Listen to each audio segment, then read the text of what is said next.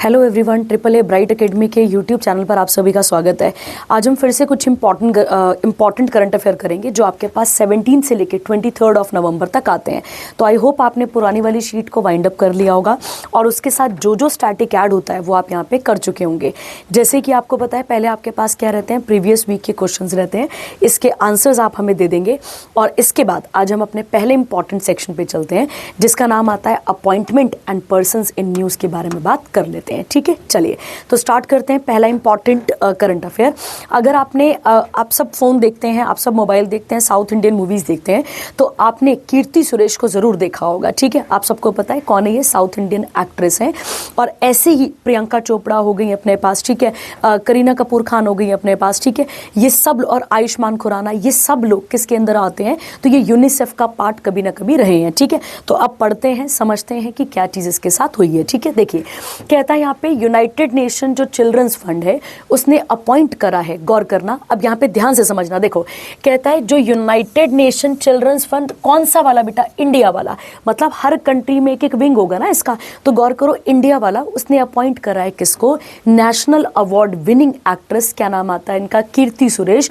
और क्या बनी है ये वहां पर, तो ये बनी है सेलिब्रिटी एडवोकेट, जिनका मेन काम क्या रहेगा, चिल्ड्रन जो राइट्स होते हैं उनको लेकर काम करना, उनमें अवेयरनेस फैलाना, मेंटल हेल्थ की बात करना, एजुकेशन के ऊपर फोकस करना और साथ ही साथ जेंडर इक्वालिटी की तरफ यहाँ पर आगे उसको प्रमोट करना। आगे कहता है कीर्ति सुरेश ने जो है वो अपना एज ए चाइल्ड आर्टिस्ट अपना करियर शुरू करा था गीतांजलि से, जो कि एक मलयालम फिल्म आती है 2013 में, और उसके बाद फिर ये तेलुगु, तमिल और मलयालम लैंग्वेजेस में पार्टिसिपेट करती रही हैं एज ए लीड एक्ट्रेस। उसके बाद 2018 में इन्हें क्या मिल चुका है, नेशनल अवार्ड।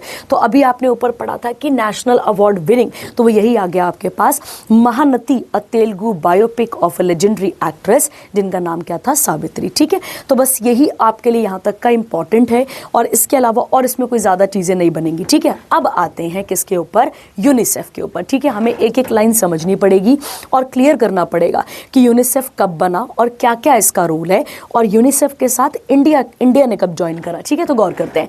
कहता है यूनिसेफ का ओरिजिनली नेम क्या आता है आपके पास, United Nation International Children's Emergency Fund. तो पहले इसका ये नाम था, जिसकी स्थापना 1946 में की गई थी और by the United Nation General Assembly to provide emergency aid to the children and mother affected by World War 2। आप सबको पता है कि वर्ल्ड वॉर 2 के बाद पूरी कोशिश की गई है कि आगे कोई और वॉर ना हो, पूरी कोशिश की गई है, पर हमें पता है कि थोड़ी शीत वॉर चलती रहती है। ठीक है, तो गौर करो, वर्ल्ड वॉर 2 के बाद इस बॉडी को क्या किया गया था, क्रिएट किया गया था। पहले ये कहाँ फोकस करती थी, यूरोप में, और धीरे धीरे करके इसने बाकी कंट्रीज के ऊपर भी या बाकी कॉन्टिनेंट्स के ऊपर भी जोर देना शुरू करा। कहता है इसका मेन काम क्या है, बच्चों के अधिकारों के लिए या बच्चों को उनका अधिकार दिलवाना और साथ ही साथ उनकी बेसिक नीड और आने वाले टाइम पर उनकी, अगर हम बात करें यहाँ पर, तो उनकी अपॉर्चुनिटीज को और ज्यादा बढ़ाना। ठीक है, अब गौर करो, इसे कौन संभालता है, तो इसे संभालता है यूनाइटेड नेशन जनरल असेंबली। और इसे किसको अपनी रिपोर्ट करते हैं, इकोसोक को। याद करो, हमने पढ़ा है कि यूनाइटेड नेशन के कितने ऑर्गन्स हैं, 6 ऑर्गन है, 6 ऑर्गन में से एक कौन सा आता है, यूनाइटेड नेशन जनरल असेंबली, और एक ऑर्गन कौन सा आता है, तो आप याद रखेंगे इकोसोक, जिसका पूरा नाम आता है आपके पास United Nation Economic and Social Council. आपने पढ़ा इसके बारे में। ठीक है, अगला कहता है इसके बाद का हेडक्वार्टर और regional offices with their headquarters. तो गौर करो, एक कहाँ पर आता है, मेन हेडक्वार्टर कहाँ पर है, न्यूयॉर्क यूएसए। उसके अलावा लैटिन अमेरिका और कैरिबियन में पनामा सिटी पनामा, इसके साथ डकार और सेनेगल वाला, फिर नायरोबी, अमाना, इस तरीके से अलग अलग जगह पे क्या आते हैं, इसके हेडक्वार्टर्स आते हैं। ठीक है, अब गौर करो टाइमलाइन पे। ठीक है, देखो टाइमलाइन कहता है कि 1946 में इसे बनाया गया था वर्ल्ड वॉर सेकेंड के बाद। 1953 में ये परमानेंट पार्ट बन गया किसका, यूनाइटेड नेशन का। उसके बाद 1965 में इसको नोबेल पीस प्राइज मिलता है। गौर करना, अभी आपने कुछ दिनों पहले भी नोबेल प्राइज पढ़े हुए, ये नोबेल पीस प्राइज मिलता है। किस चीज़ के लिए? तो प्रमोशन ऑफ ब्रदरहुड और अमंग दी नेशंस। उसके अलावा है 1989 में ये एक इंपॉर्टेंट रोल प्ले करता है, एक कन्वेंशन फॉलो करता है यहाँ पर, या उसको लेकर आता है। किसको लेकर? यहाँ पर बच्चों के अधिकारों को लेकर। 2000 में ये किसके साथ जुड़ता है? वही सस्टेनेबल डेवलपमेंट गोल्स वाले, जो कि कितने गोल्स हैं अपने पास? 17, और उन्हें कब तक हमें अचीव करना है? 2030 तक। उसके बाद 2020 में जो पेंडेमिक आया, ठीक है, तो उस टाइम पीरियड पे भी इसने पार्टिसिपेट करा। कहता है 2021 में इसके 75 साल यहाँ पर क्या हो गए थे? कंप्लीट हो चुके थे। आगे कहता है स्कोप क्या क्या है इसका? तो provide emergency aid in disaster, girls education पे काम करता है, और उसके अलावा बच्चों को लेकर जितने भी अधिकार हैं उन्हें कौन संभालता है? तो उन्हें यूनिसेफ यहाँ पर संभालता है, ठीक है। उसके अलावा अगर हम बात करें तो इंडिया और यूनिसेफ कब पार्ट बने हैं, तो आपने गौर करना है, दोनों के बीच में एक बेसिक कॉपरेशन एग्रीमेंट हुआ था। रिपीट कर रही हूँ, बेसिक कॉपरेशन एग्रीमेंट हुआ था 1949 में, गौर करोगे। और वहीं से किसका रिलेशनशिप शुरू होता है? गवर्नमेंट ऑफ इंडिया और किसका? यहाँ पर यूनिसेफ का काम शुरू होता है, ठीक है। क्लियर हो गया। और आपने याद रखना है कि इंडिया में इसे कौन सी बॉडी या कौन सी मिनिस्ट्री संभालती है, तो आप याद रखेंगे जो मिनिस्ट्री ऑफ, गौर करेंगे, जो मिनिस्ट्री ऑफ अपने पास कौन सी आती है? वुमेन एंड चाइल्ड वाली आती है अपने पास, Women and Child Development, Ministry of women.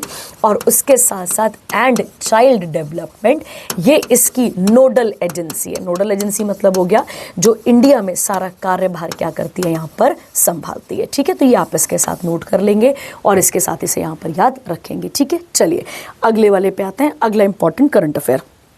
सबको पता है बिहार के इलेक्शन होने से पहले भी कई बहुत सारी अनगिनत न्यूज़ेज आई थी, है ना। कुछ फ्रॉड थी कि इस तरीके से जो मरे हुए लोग हैं उनके वोटर कार्ड बन रहे हैं, सब कुछ बहुत कुछ हौच पौच जैसा हुआ था।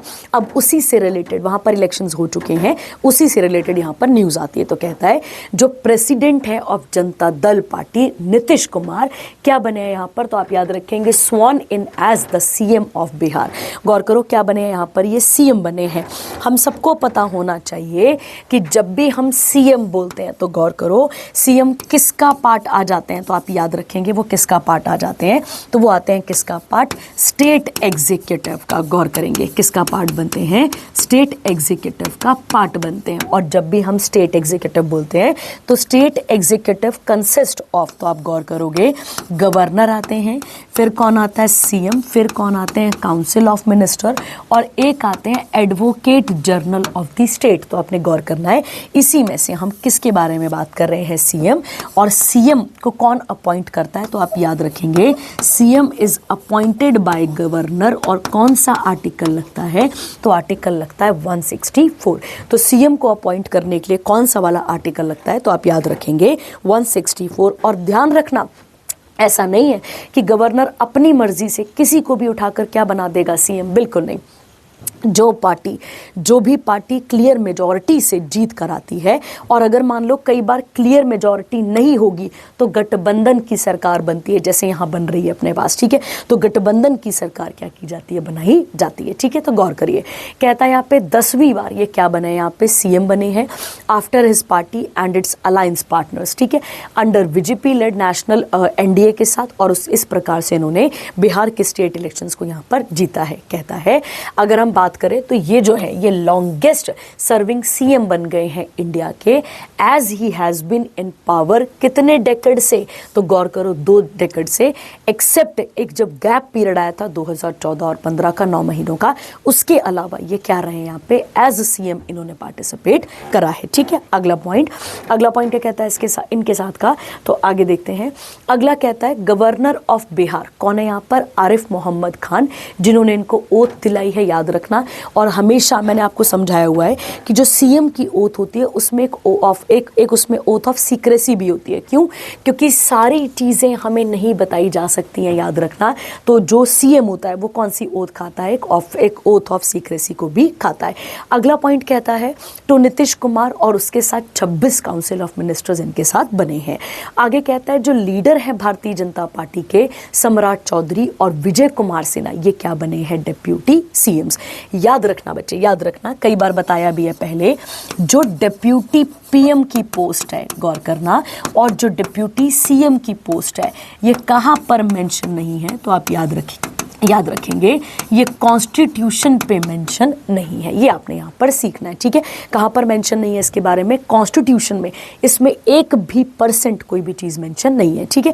ये अपनी मर्जी से बनाया जाता है। जैसे इंडिया के पहले डिप्यूटी, गौर करो, इंडिया के पहले डिप्यूटी प्राइम मिनिस्टर कौन थे अपने पास, सरदार वल्लभ भाई पटेल, ठीक है। तो ये आप यहाँ पर क्लियर रखेंगे। तो कौन आते हैं, सरदार वल्लभ भाई पटेल आ जाते हैं किसके, सीएम। तो आप याद रखेंगे वो सीएम बनते हैं किसके, तो सॉरी सीएम नहीं, सॉरी, वो क्या बनते हैं, डिप्यूटी प्राइम मिनिस्टर बने थे पहले। तो वैसे ही यहाँ पर कौन बने हैं, डिप्यूटी सीएम बने हैं। आगे कहता है लेड बीजेपी लेड एनडीए, कितनी सीटें यहाँ पर, 202 in the 243 member assemblies against. अभी कितनी पार्टी वाटी ये देखना पड़ेगा अपने को अच्छे तरीके से। कहता है बीजेपी कैंडिडेट मिथाली ठाकुर, ठीक है, आपने देखा होगा सिंगर हैं ये, और ये क्या बनी है यहाँ पर, अभी ये भी पॉलिटिशियन बन गई हैं, और ये बिहार की यंगेस्ट एमएलए बनी है एट 25, जो कि किस कॉन्स्टिट्यूएंसी को रिप्रेजेंट कर रही है, अलीनगर कॉन्स्टिट्यूएंसी को क्या कर रही है, रिप्रेजेंट कर रही है, ठीक है। क्लियर हो गया।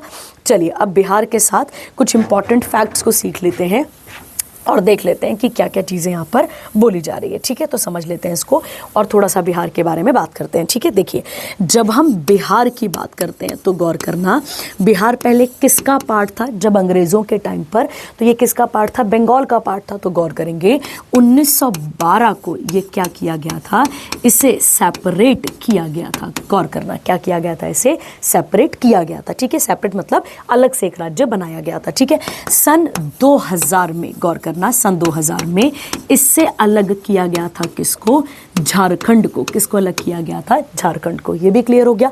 अब अगला पॉइंट क्या कहता है इसके बाद का, याद करो, ये एक इंटरनेशनल बॉर्डर टच करता है किसके साथ, तो आप याद रखेंगे नेपाल के साथ, ठीक है।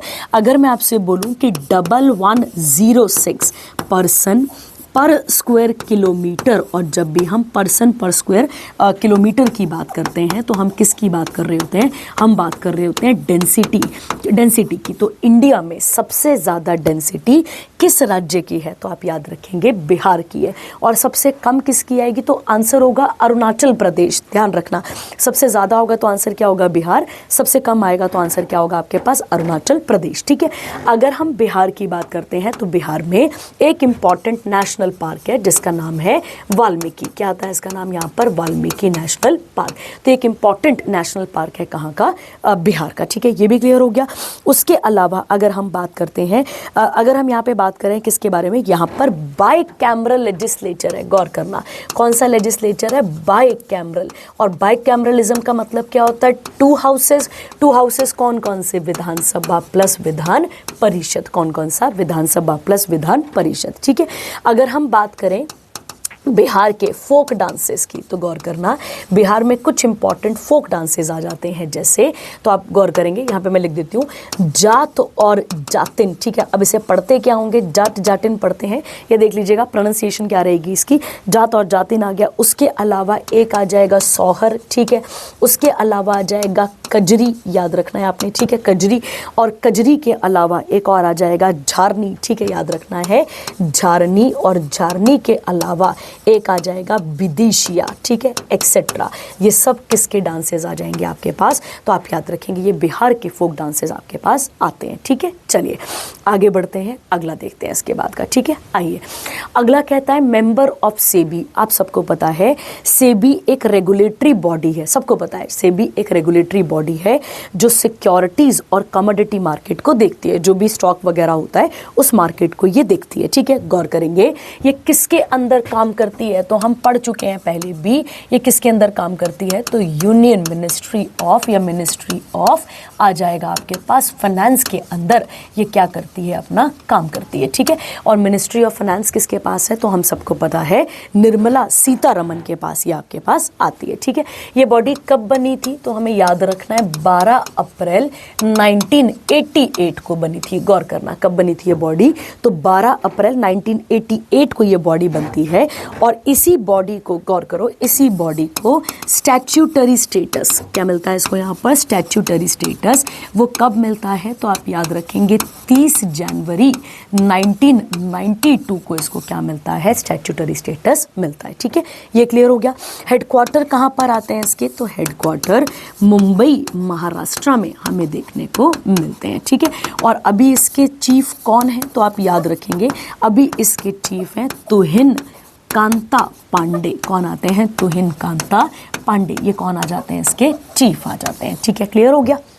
अब आइए न्यूज़ पे, न्यूज़ क्या कहती है, कहता है गवर्नमेंट ऑफ इंडिया ने 2 इंडियन रेवेन्यू सर्विसेज के अंदर 2 ऑफिसर्स को यहाँ पर अपॉइंट करा है। उनका नाम क्या आता है, संदीप प्रधान, जो कि एक होल टाइम मेंबर इसके बने हैं of the security and exchange board of India. कितने सालों के लिए, यहाँ पे 3 सालों के लिए। तो कहता है इनकी अपॉइंटमेंट के साथ अब सेबी के अंदर 3 होल टाइम मेंबर बन चुके हैं। अमरजीत सिंह, कमलेश चंद्र आ जाएंगे, और तीसरे कौन आ गए आपके पास, संदीप प्रधान। ठीक है, चलिए आगे बढ़ते हैं। अगला वाला कौन सा सेक्शन आता है, नेशनल, और नेशनल को भी पढ़कर वाइंड अप करते हैं। ठीक है, आइए देखिए, ये न्यूज़ अपने आप में थोड़ी सी पेचीदा है। ठीक है, मैं समझाती हूँ, आपको समझ में आनी चाहिए। वैसे तो उतनी टफ भी नहीं है, बट इसको कोशिश करते हैं कि आसान भाषा में समझें और इसे यहाँ पर क्या करें, हम क्लियर करें। ठीक है, तो आइए देखिए क्या कहता है। कहता है ministry of electronics and information technology किसके पास है ये, तो ये किसके पास आता है, अश्विनी वैष्णव के पास। किसके पास आता है, अश्विनी वैष्णव के पास ये आती है मिनिस्ट्री। ठीक है, अब समझो बेटा, देखो अब इसको इजी भाषा में समझते हैं। देखिए क्या होता है, हमारा जो मोबाइल नंबर है, गौर करो, हमारा जो मोबाइल नंबर है, हमारी जो लोकेशन हो गई, ईमेल आईडी हो गई, हमारे पॉलिटिकल व्यूज़ हो गए, ये किसी दूसरे तक अगर पहुंच जाए तो हमारे लिए तो दिक्कत हो जाएगी पूरी की पूरी। ठीक है, मतलब पूरी की पूरी प्रॉब्लम क्रिएट करता है हमारे लिए। तो गौर करो, हम अनचाहे कॉल, SMS, हमें बहुत सारी चीज़ें जो अनवांटेड हैं फ़ोन पे वो चलती रहती हैं। कई बारी जो हम बोलते हैं वही फ़ोन हमें क्या कर देता है, सर्च करके दे देता है। ठीक है, तो फ़ोन अपने आप में एक कहीं ना कहीं क्या बनता है, हमारे लिए थ्रेट भी बनता है। ठीक है, पर गौर करो, हम भी तो बहुत चंट होते हैं। हम भी क्या करते हैं, हम जोमेटो, स्विगी या किसी भी ऑनलाइन जो बॉडीज़ हैं या ऐप्स हैं, हम क्या करते हैं, वहाँ से कोई ना कोई सामान मंगवाते रहते हैं। तो जब आप कोई अपना सामान मंगवाते हैं तो वहाँ पर आपको क्या करना पड़ता है, अपनी पर्सनल डिटेल्स को वहाँ पर शेयर करना पड़ता है। पर क्या गारंटी है, जो हमने अपनी पर्सनल डिटेल वहाँ पर शेयर करी है वो बिल्कुल जेन्युइन है, इसकी क्या गारंटी है हमारे पास, इसकी कोई गारंटी नहीं होती है। तो उसी डेटा को प्रोटेक्ट करने के लिए, मैं रिपीट कर रही हूँ, उसी डेटा को प्रोटेक्ट करने के लिए क्या लाया गया है, तो आप गौर करेंगे, लाया गया है आपके पास Digital Person Data Protection Rule 2025, और ये ऑपरेशनलाइज हो गया। तो गौर करो, एक्चुअली में इसकी शुरुआत कब की गई थी, तो आप याद रखेंगे अगस्त 2023 में इसकी शुरुआत यहाँ पर की गई थी। ठीक है, मतलब इसके बारे में पूरा का पूरा काम चल रहा था। ठीक है, और 18 महीनों का इस एक्ट को इंट्रोड्यूस किया गया था, 2023 अगस्त में किया गया था। और जो भी कंपनीज़ हैं, जितनी भी कंपनीज़ हैं, उन्हें 18 महीनों का अल्टीमेटम दिया गया था कि जो भी हम रूल लेकर आए हैं उनको क्या कर दिया जाए, लागू कर दिया जाए। पर इनमें से कुछ प्रोविज़न तो लागू हो चुके थे और कुछ प्रोविज़न अभी तक अप्लाई नहीं हुए थे। तो अब इन्हीं रूल्स को नोटिफाई किया गया है, और ये एक्ट अब हमारे पर्सनल डेटा को क्या करेगा, सिक्योर करेगा। ठीक है, ये क्लियर हो गया आपके पास। और याद रखना, इसका आइडिया किस कमेटी ने दिया था, तो आप याद रखेंगे BN कृष्णा कमेटी, याद रखना BN कृष्णा कमेटी ने। और कब की बात हो रही है, तो ये आइडिया कब दिया गया था, तो आप याद रखेंगे अगस्त 2023 के अंदर। ठीक है, अब देखो ये जो रूल्स लिखे हैं बेटा, ये रूल 1, 2, 7, 4 हो गया, ये हो गया, ये हमारे काम का नहीं है। ठीक है, देखो हमने क्या पढ़ा अभी थोड़ी देर पहले कि 18 महीनों का अल्टीमेटम दिया गया था कंपनीज को। तो कुछ रूल पहले लागू नहीं हुए थे, अब सबको क्या किया जा रहा है, यहाँ पे नोटिफाई किया जा रहा है। ठीक है, तो अब क्या कहते हैं, इसको समझते हैं, यहाँ पर आते हैं। देखिए क्या लिखा है, कहता है इट एस्टैब्लिश प्रोसीजर, प्रोसीजर भी बताएगा, ऑब्लिगेशंस भी लगाएगा, रोक टोक भी लगाएगा, सेफ गार्ड करेगा किसको, जो डेटा कलेक्ट कर रहे हैं, जो डेटा को प्रोसेस कर रहे हैं, जो डेटा को क्या कर रहे हैं, स्टोर कर रहे हैं, और किसे इंश्योर करेगा यहाँ पर, हमारे पर्सनल डेटा को। अब एक चीज पढ़ो बच्चा, देखो यहाँ पर एक टर्म लिखी है, टर्म का नाम क्या है, डाटा फ्यूडिशरीज कहा जाता है ना, ये डाटा फ्यूडिशरीज जो आप कहना चाहें वैसे कहा जाता है। देखो दो लोग होते हैं, इजी भाषा में समझते हैं, दो लोग होते हैं, एक कौन होते हैं, एक होते हैं डेटा प्रिंसिपल, कौन होते हैं कि यहाँ पर डेटा प्रिंसिपल्स होते हैं। ये प्रिंसिपल्स कौन होते हैं बेटा, ये हम होते हैं। समझो, मान लेते हैं मैंने कोई ऑनलाइन कोई भी सामान मंगाया, कोई कपड़ा मंगाया, कोई कुछ भी मंगाया, तो मैंने क्या कर दिया वहाँ पर, अपनी पर्सनल डिटेल को क्या कर दिया वहाँ पर, शेयर कर दिया। तो हम जब कंपनी को मौका देते हैं तो हम क्या बन जाते हैं, यहाँ पे डेटा प्रिंसिपल बन जाते हैं। और जो उस डेटा को कंज्यूम करता है और उस डेटा को प्रोटेक्ट बोलने का मतलब हो गया कि अपनी ऐप तक रखता है, फिर हमारा सामान हम तक पहुंचाता है, इन्हें क्या कहा जाता है, इन्हें कहा जाता है डेटा फ्यूडिशरीज। तो कहता है must provide clear itemised notice detailing person data collected, purpose और विड्रॉल मैकेनिज्म। तो बोलने का मतलब हो गया अब हमारे डेटा को और भी बड़े पैमाने पे सिक्योर करने के लिए इन सब चीज़ों को इंट्रोड्यूस किया गया है। तो कहता है डीपीडीपी बोर्ड कितने मेंबर से मिलकर बना था, तो एक चेयरपर्सन था, 3 अदर्स मेंबर थे जिनको अपॉइंट किया गया था सर्च कम सिलेक्शन कमेटी के द्वारा, और इसको कौन चेयर कर रहा था, कैबिनेट सेक्रेटरी और उसके साथ साथ मीठी। ठीक है, बस इतना सा याद रखो। ठीक है, कब एक्ट आया था और कब क्या चीज़ें हैं, बस हमें ये पकड़ना पड़ेगा, तब हम इसको यहाँ पर क्या कर पाएंगे, समझ पाएंगे। ठीक है, चलिए आगे आता है अगला वाला। अगला कहता है 30th CII पार्टनरशिप समिट हुई है कहाँ पर, तो गौर करेंगे विशाखापट्टनम आंध्र प्रदेश में। गौर करो किसकी मीटिंग हुई है, कॉन्फेडरेशन ऑफ इंडियन इंडस्ट्रीज, जितनी भी इंडिया की इंडस्ट्रीज हैं उनका एक ऑर्गेनाइजेशन है, उनकी कॉन्फेडरेशन है, ग्रुप है उनका एक, उनकी आपस में यहाँ पर क्या हुई है, मीटिंग हुई है। तो क्या कहता है समझो, कहता है वाइस प्रेसिडेंट ऑफ इंडिया जो अभी कौन है, CP राधाकृष्णन, उन्होंने इनॉग्रेट करा 3रा एडिशन किसका, CII का, जो कि विशाखापट्टनम आंध्र प्रदेश में हमें देखने को मिलता है।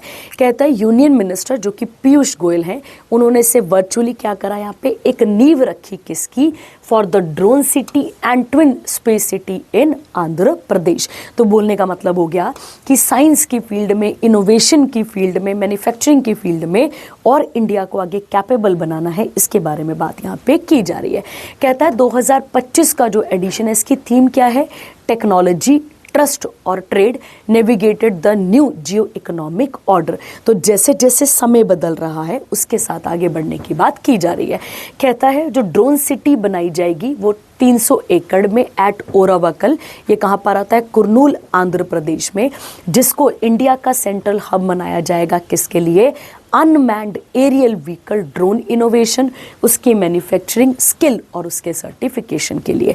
तो सीधी सी बात है, CII लोगों ने मीटिंग करी और मीटिंग के अंदर बड़े बड़े इंडस्ट्री लीडर्स, पॉलिसी मेकर्स और बड़े बड़े डेलीगेट्स यहाँ पर आते हैं और किसके बारे में बात करते हैं, ट्रेड, इन्वेस्टमेंट और टेक्नोलॉजी के बारे में यहाँ पर बात करते हैं। ठीक है, चलिए अब यहाँ पे गौर करेंगे, यहाँ पे किसके बारे में बात करनी है अब हमें, आंध्र प्रदेश के बारे में। ठीक है, तो थोड़ा सा यहाँ पर इसके साथ ऐड कर लेते हैं, 1-2 फैक्ट सीख लेते हैं किसके बारे में, आंध्र प्रदेश के बारे में। ठीक है, देखिए आइए, जब भी हम आंध्र प्रदेश की बात करते हैं, ध्यान से सुनना, ठीक है, आंध्र प्रदेश की जब भी हम यहाँ पर बात करेंगे तो ये एक्चुअली में कब बन चुका था, 1 अक्टूबर 1953 को, गौर करो, भाषा के आधार पर बनने वाला, लैंग्वेज के बेसिस पे बनने वाला पहला इंपॉर्टेंट राज्य कौन सा था, तो हम याद रखेंगे वो था आंध्र प्रदेश। ठीक है, एक्चुअली में 2 जून, गौर करो, 2 जून 2014 को इससे क्या अलग किया गया, तो आप याद रखेंगे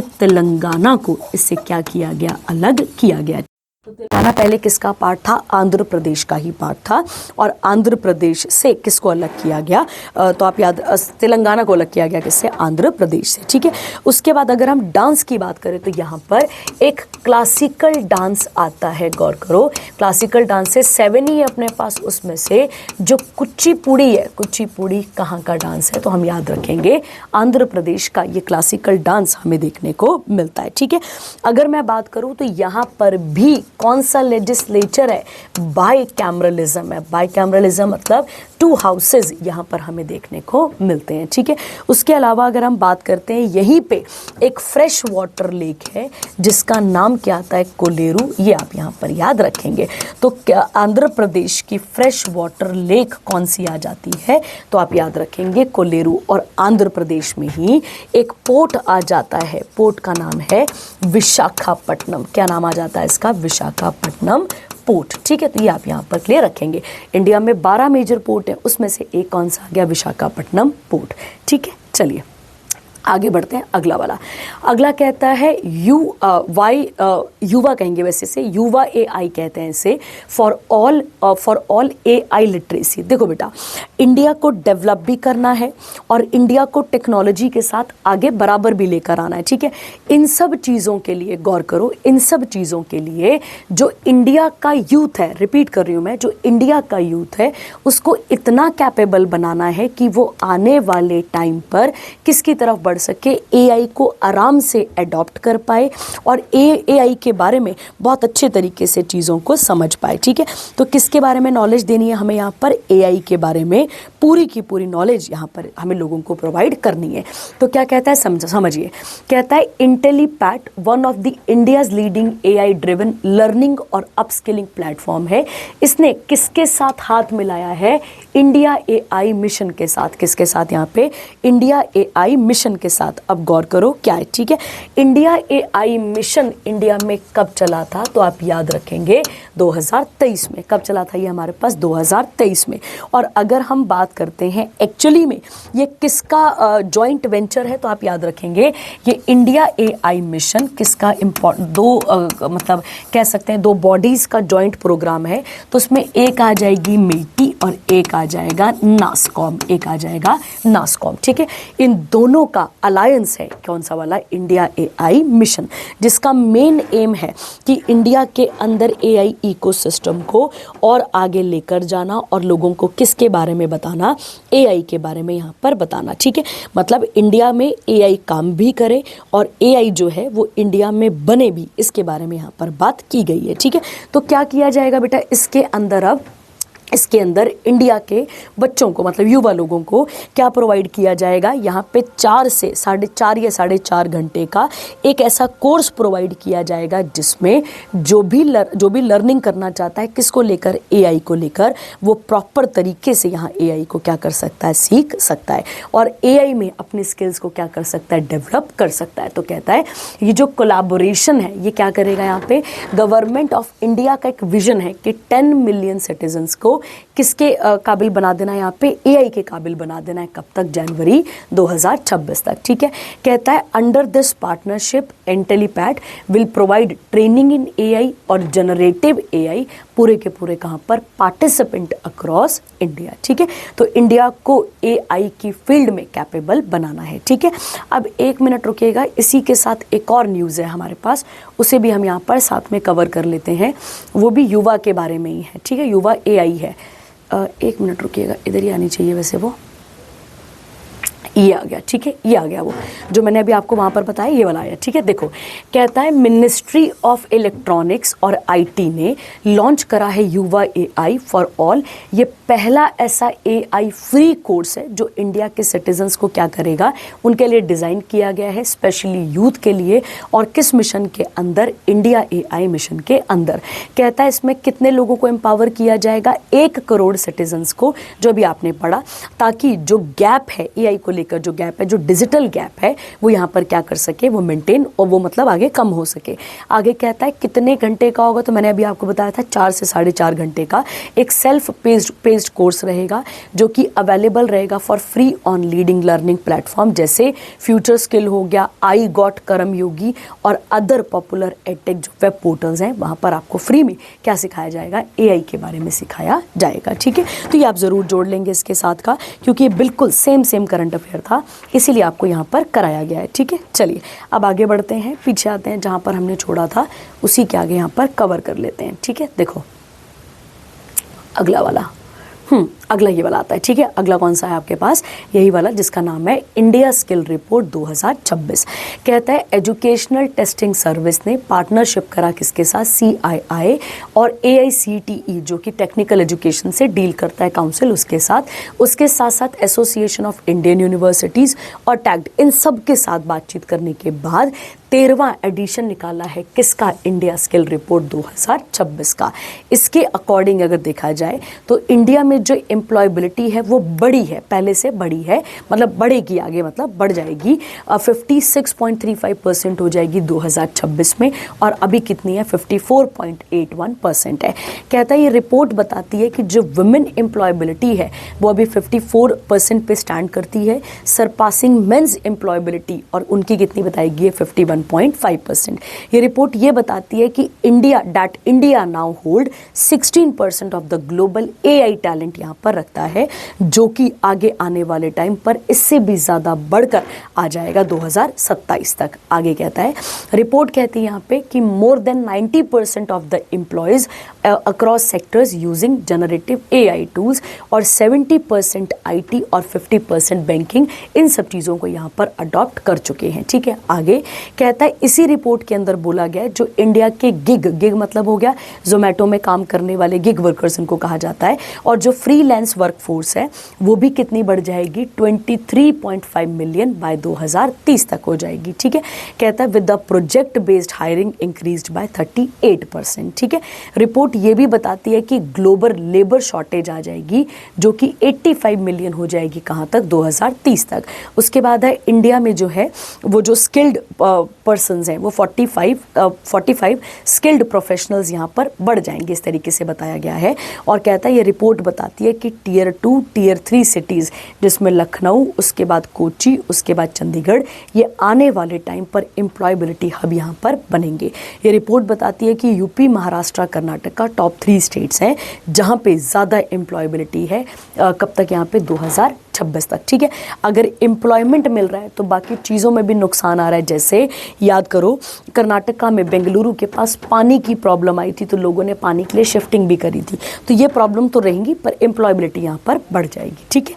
चलिए आगे बढ़ते हैं, अगला वाला, अगला आता है पहली पुलिस बनी है, गोवा पुलिस जो है वो भारत की पहली ऐसी पुलिस बनी है जिसने 100% रिस्पॉन्स रेट को क्या कर लिया है, एक्वायर कर लिया। मतलब इनके अकॉर्डिंग क्या बोला गया है, इनके अकॉर्डिंग बोला गया कि जो भी हमारे पास केसेस आए, गौर करना यहाँ पे लिखा होगा, देखो यहाँ पे लिखा होगा, गोवा पुलिस ने ये कहा है कि uses citizen financial cyber fraud reporting और मैनेजमेंट सिस्टम एक नेशनल प्लेटफॉर्म है जिसके अंदर हम क्या कर सकते हैं, जिसके तहत हम क्या कर सकते हैं, जो भी फ्रॉड होता है डिजिटल ट्रांजैक्शंस को लेकर या अलर्ट या फिर जो चीज़ें हैं वो सब यहाँ पर जारी की गई होंगी। मतलब गोवा के जो सिटीजन्स हैं या जो भी गोवा में घूमने घामने गए होंगे उन्होंने क्या करा होगा, उन्होंने वो रिपोर्ट करी होगी वहाँ पर, और इस रिपोर्ट को पूरा का पूरा 100% देखने का काम किसने करा है, गोवा पुलिस ने। तो कहता है the complaint received through cyber fraud helpline, क्या नंबर था उसका, 1930, और उसके बाद पूरी की पूरी ये जो पुलिस थी, गोवा पुलिस थी, इसने उसके ऊपर डट के काम यहाँ पर करा, ठीक है। तो बोलने का मतलब हो गया गोवा पुलिस पहली ऐसी पुलिस हो गई जिसने अपने लोगों के द्वारा जो भी उनके पास क्या आया यहाँ पे, जो भी उनके पास ग्रीवियंसेस आए, जो भी प्रॉब्लम्स आई, उनको यहाँ पर सॉल्व करने का काम करा है, ठीक है। अब एक चीज़ और सीख लेते हैं यहाँ पे कि गोवा लिबरेशन डे कब मनाया जाता है, गौर करना, गोवा लिबरेशन डे। तो गोवा किससे लिबरेट हुआ था, याद करो, पोर्टुगीज से। तो कब हुआ था वो, 19 दिसंबर 1961 को। और याद रखना कि गोवा को स्टेटहुड कब मिला है, ध्यान से सुनेंगे, ये मन बना है उसको कब, 30 मई 1987 को उसको स्टेटहुड यहाँ पर मिला था, ठीक है। तो आप इसके साथ यहाँ पर ऐड कर सकते हैं। अगला कौन सा आता है, अगला आता है ई जागृति पोर्टल। गौर करो, जागृति का फुल फॉर्म ये लिखा हुआ है, देखो, कहता है justice and grievance redressal for consumer using information technology and innovation. तो आईटी की फील्ड में जो भी फ्रॉड सब कुछ होता है उसके लिए यहाँ पर इसे बनाया गया है। कहता है जो डिपार्टमेंट ऑफ कंज्यूमर अफेयर है एक यूनिफाइड डिजिटल प्लेटफॉर्म है ई जागृति, जिसमें क्या करा जा सकता है, जिसमें हम कंज्यूमर अपनी किसी भी प्रॉब्लम को क्या कर सकते हैं, फाइल कर सकते हैं, उसको ट्रैक भी कर सकते हैं। ट्रैक का मतलब हो गया कि हमारे केस के ऊपर सुनवाई हो भी रही है, नहीं हो रही है। With all consumer commission had attracted over 2.75 lakh registered users. ठीक है, कहता है ये रिपोर्ट प्लेटफॉर्म ये बताता है कि प्लेटफॉर्म ने कितने केसेस हैंडल करे हैं, 1.3 लाख केसेस जब से ये क्या करा है यहाँ पर बना है। ठीक है, कहता है आईटी इनोवेशन ई जागृति एक फ्लैगशिप इनिशिएटिव था department of consumer, ministry of consumer affair, food और पब्लिक अफेयर का अगर हम बात करते हैं। और ये मिनिस्ट्री किसके पास है, तो आप याद रखेंगे किसके पास आती है, प्रहलाद जोशी के पास ये क्या आ जाती है, मिनिस्ट्री आ जाती है। ठीक है, और इसका क्या एम है, जो भी कंज्यूमर का डिस्प्यूट है उसे सुना जाए और उसको यहाँ पर क्या किया जाए, सॉल्व किया जाए। ठीक है, तो ये आप यहाँ पर देख लेंगे। इसके साथ का आगे कहता है it focuses on the computerisation and networking of all consumer commission, national level पे भी, स्टेट लेवल पे भी और डिस्ट्रिक्ट लेवल पे भी, ताकि हर प्रकार से ट्रांसपेरेंसी, एफिशिएंसी और स्पीडी रेजोल्यूशन हो सके किसका, लोगों का। ये कितने लोग कितनी चीज़ों के साथ इंटीग्रेट हुआ है, तो ये आप इसके साथ यहाँ पर पढ़ लेंगे। कहता है the OTP police registration feature e Jagriti enables NRI to file complaint, to make digital payment और participate in the virtual hearing. ठीक है, तो वो भी यहाँ पर पार्टिसिपेट कर सकते हैं। कहता है 2.75 लाख रजिस्टर्ड यूजर्स इंक्लूडेड, उसमें कितने आ जाते हैं, 1388 NRIs आते हैं। ठीक है, तो कितनी कितनी केसेस आए हैं, कितने कितने उन पे वहाँ पे रिकॉर्ड हुए हैं, इसके बारे में बताया गया है। ठीक है, चलिए अगला वाला। अगला कहता है गुजरात का अंबाजी व्हाइट मार्बल है, गौर करना कौन सा वाला, ये अंबाजी व्हाइट मार्बल जो आपको दिख रहा है, इसे क्या दिया गया है बच्चे, इसे GI टैग यहाँ पर दिया गया है। जानने वाली बात ये है कि ये जो अंबाजी मार्बल है बेटा, इसे इंडिया के बाहर भी भेजा गया है, जैसे मियामी हो गया, लॉस एंजलिस हो गया, बॉस्टन हो गया, न्यूजीलैंड, इंग्लैंड, वहाँ तक इसको भेजा गया है। ठीक है, माना जाता है ये आज से, ये जो माइंस हैं जहाँ पर ये मार्बल मिलता है वो 1200 से 1500 साल पुरानी है। और ये भी देखा जाता है बेटा कि आप सब ने एक सुना होगा, आपने सुना होगा कि राजस्थान में एक टेम्पल है, उस टेम्पल का नाम है माउंट आबू, एक पहाड़ियाँ हैं राजस्थान में, जहाँ पर एक टेम्पल है दिलवारा टेम्पल। ठीक है, अगर आपने सुना होगा तो ये दिलवारा टेम्पल किसके साथ एसोसिएटेड है, तो ये जैन धर्म के साथ एसोसिएटेड है। माना जाता है कि इस टेम्पल में भी जो मार्बल बिछाया गया है वो किस माइन से आया था, अंबाजी मार्बल से यहाँ पर आया हुआ था। ठीक है, तो ये आपको यहाँ पर समझना पड़ेगा। दूसरा पॉइंट, जब भी हम मार्बल की बात करते हैं तो मार्बल कौन सी रॉक आता है आपके पास, तो आप याद रखेंगे ये मेटामॉर्फिक रॉक हमें देखने को मिलता है। ठीक है, तो कौन सी रॉक आती है आपके पास, ये मेटामॉर्फिक रॉक। माना जाता है ये कहाँ पर मिलता है, तो देखो क्या लिखा है, high quality natural stone category to Ambaji marble और डिस्टिंक्ट व्हाइट मार्बल, जो कि अंबाजी टाउन बानसकंथा डिस्ट्रिक्ट गुजरात से हमें देखने को मिलता है। मिल्की वाइट कलर का होता है, नेचुरल शाइन मारता है, हाई कैल्शियम कंटेंट होता है इसके अंदर और स्ट्रॉन्ग ड्यूरेबिलिटी के लिए जाना जाता है। ठीक है, तो ये आप इसके साथ यहाँ पर लिख लेंगे।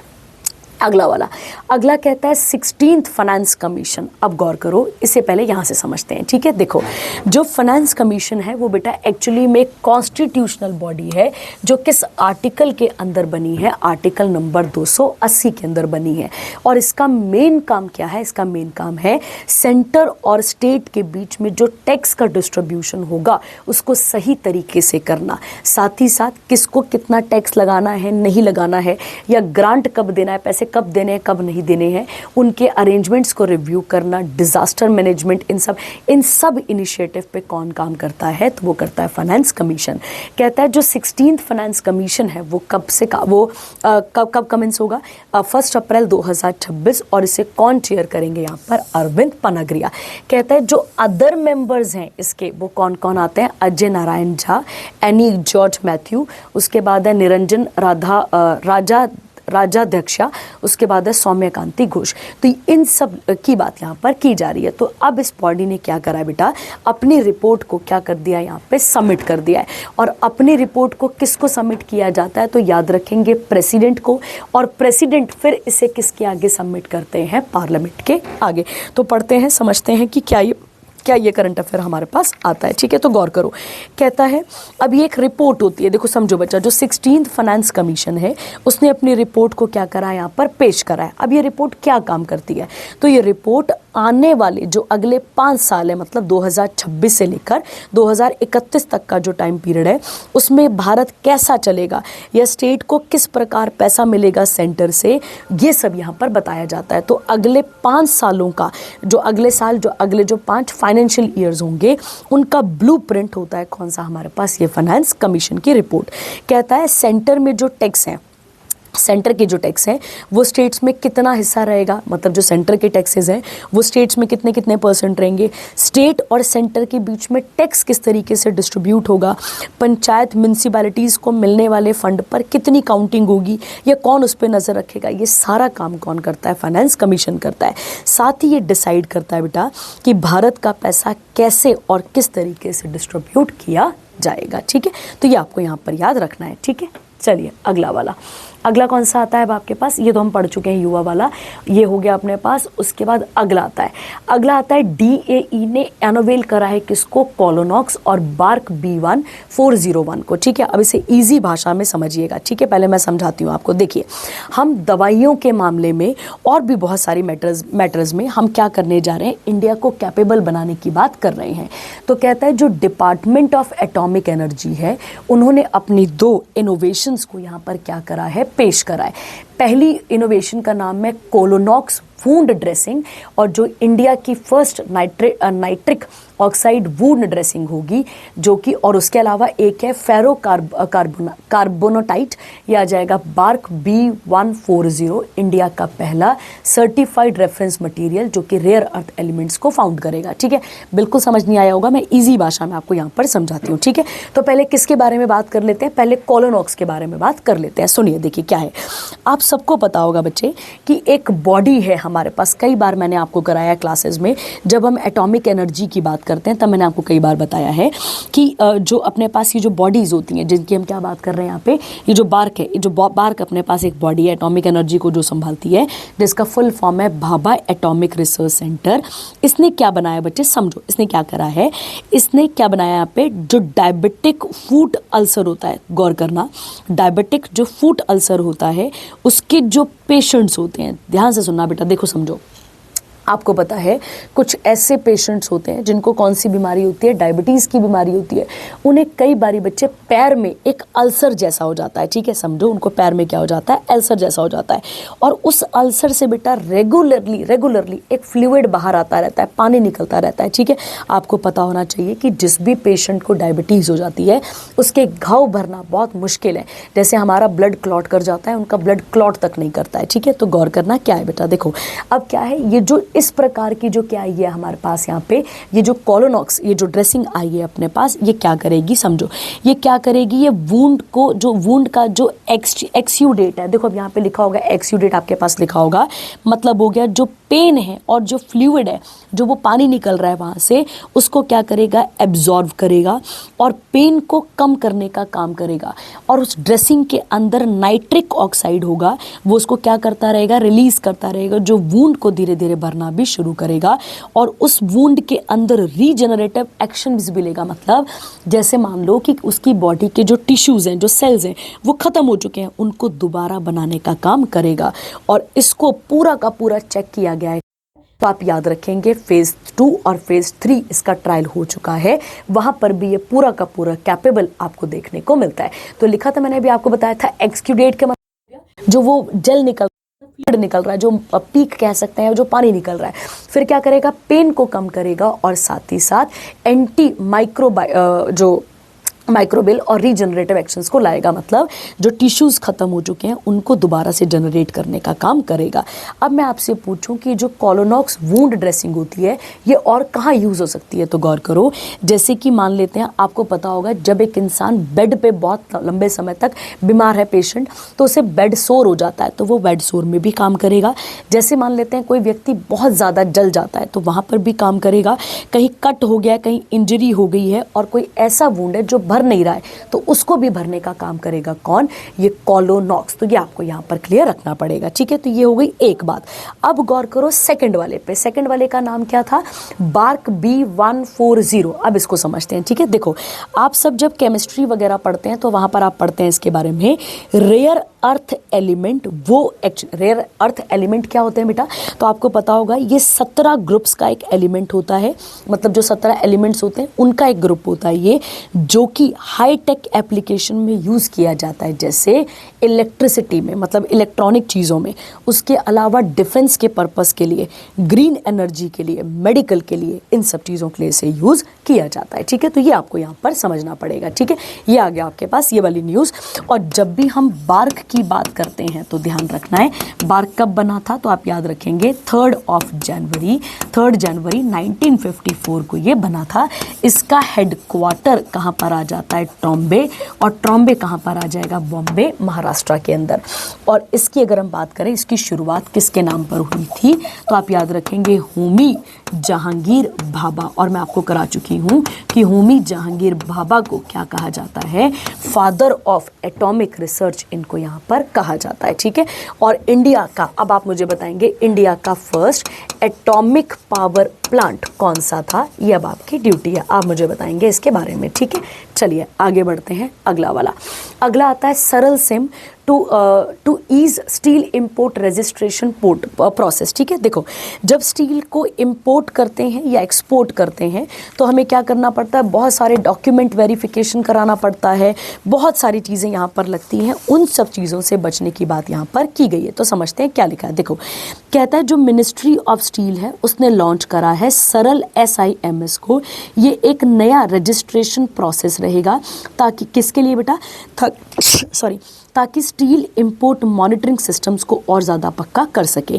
तो ये क्या करेगा, जितने भी इंपोर्टर्स हैं अब वो क्या कर पाएंगे, नई फैसिलिटी के थ्रू क्या कर पाएंगे, वेब पोर्टल, ये जो लिखा हुआ है आपके पास, यहाँ पर चीज़ों को भर पाएंगे, क्वांटिटी सब कुछ। पहले बहुत कागजात लगते थे, बहुत लंबा टाइम लग जाता था, अब ये सारी चीज़ें यहाँ पर नहीं लगेंगी। तो कहता है बेस्ड ऑन दिस इंफॉर्मेशन अब वो सरल सिन नंबर ले पाएंगे, जिसमें मल्टीपल कंसाइनमेंट, मान लो मैं स्टील का व्यापार करती हूँ, ठीक है, मान लेते हैं, तो मेरे पास जो है वो एक ही बार में मेरे पास एक सामान नहीं, बहुत सारे सामान जाने, तो मुझे हर सामान की एक अलग अलग पर्ची बनवानी पड़ती थी, वो अब नहीं बनवानी पड़ेगी। अब मैं एक ही मतलब सारा काम एक ही उस पर्टिकुलर चीज़ कंसाइनमेंट के अंदर बना पाऊंगी।